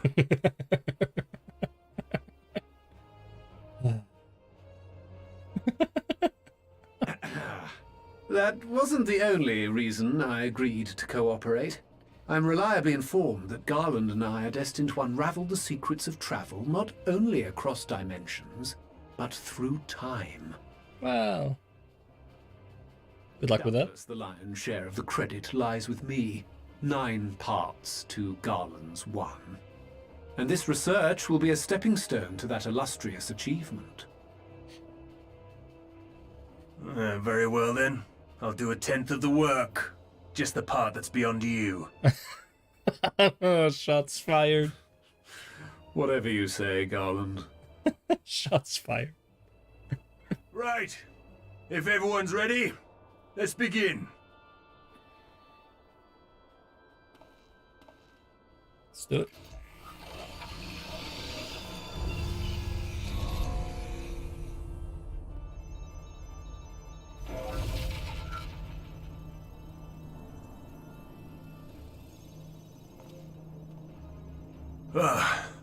All appears to be in order.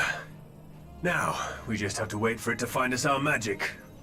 Why not take this opportunity to put your feet up? This may take a while.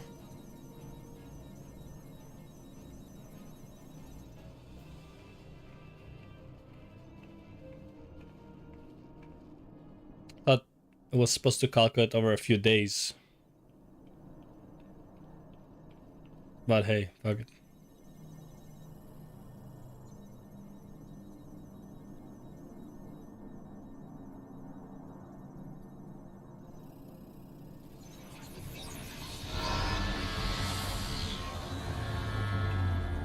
Damn it.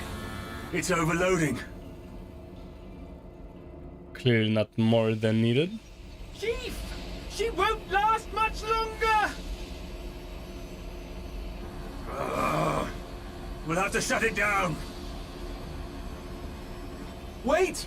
We're close! So very close! How would you know?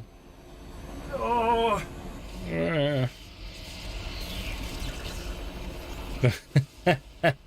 Well, this is going swimmingly. Please, Not help. a moment longer. I beg you. There! Shit is blowing up. There it is. Ah.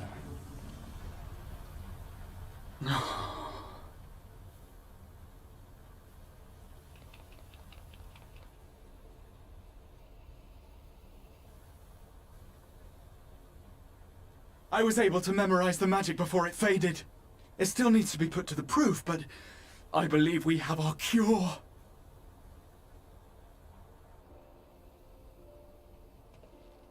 How'd you memorize in that weird ass animation of text? Fucking, it's like seeing the Matrix code and being like, oh, I memorized this. It's just as well.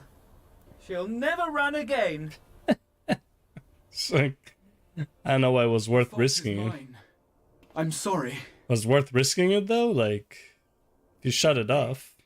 It may fall short of dimension hopping, but a cure for tempering is not to be sniffed at. This, my friend, is a world-changing discovery. One we're proud to have had a hand in. A few Magitech terminals are a pittance to pay. Oh, it's just the terminal that burnt. Okay. Not the orb? Or is the orb also terminal? Well, we've done what we can. The rest is up to you. Freedom through technology.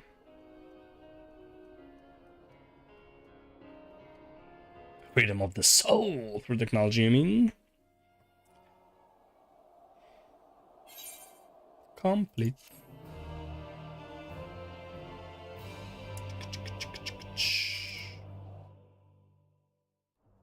Cool.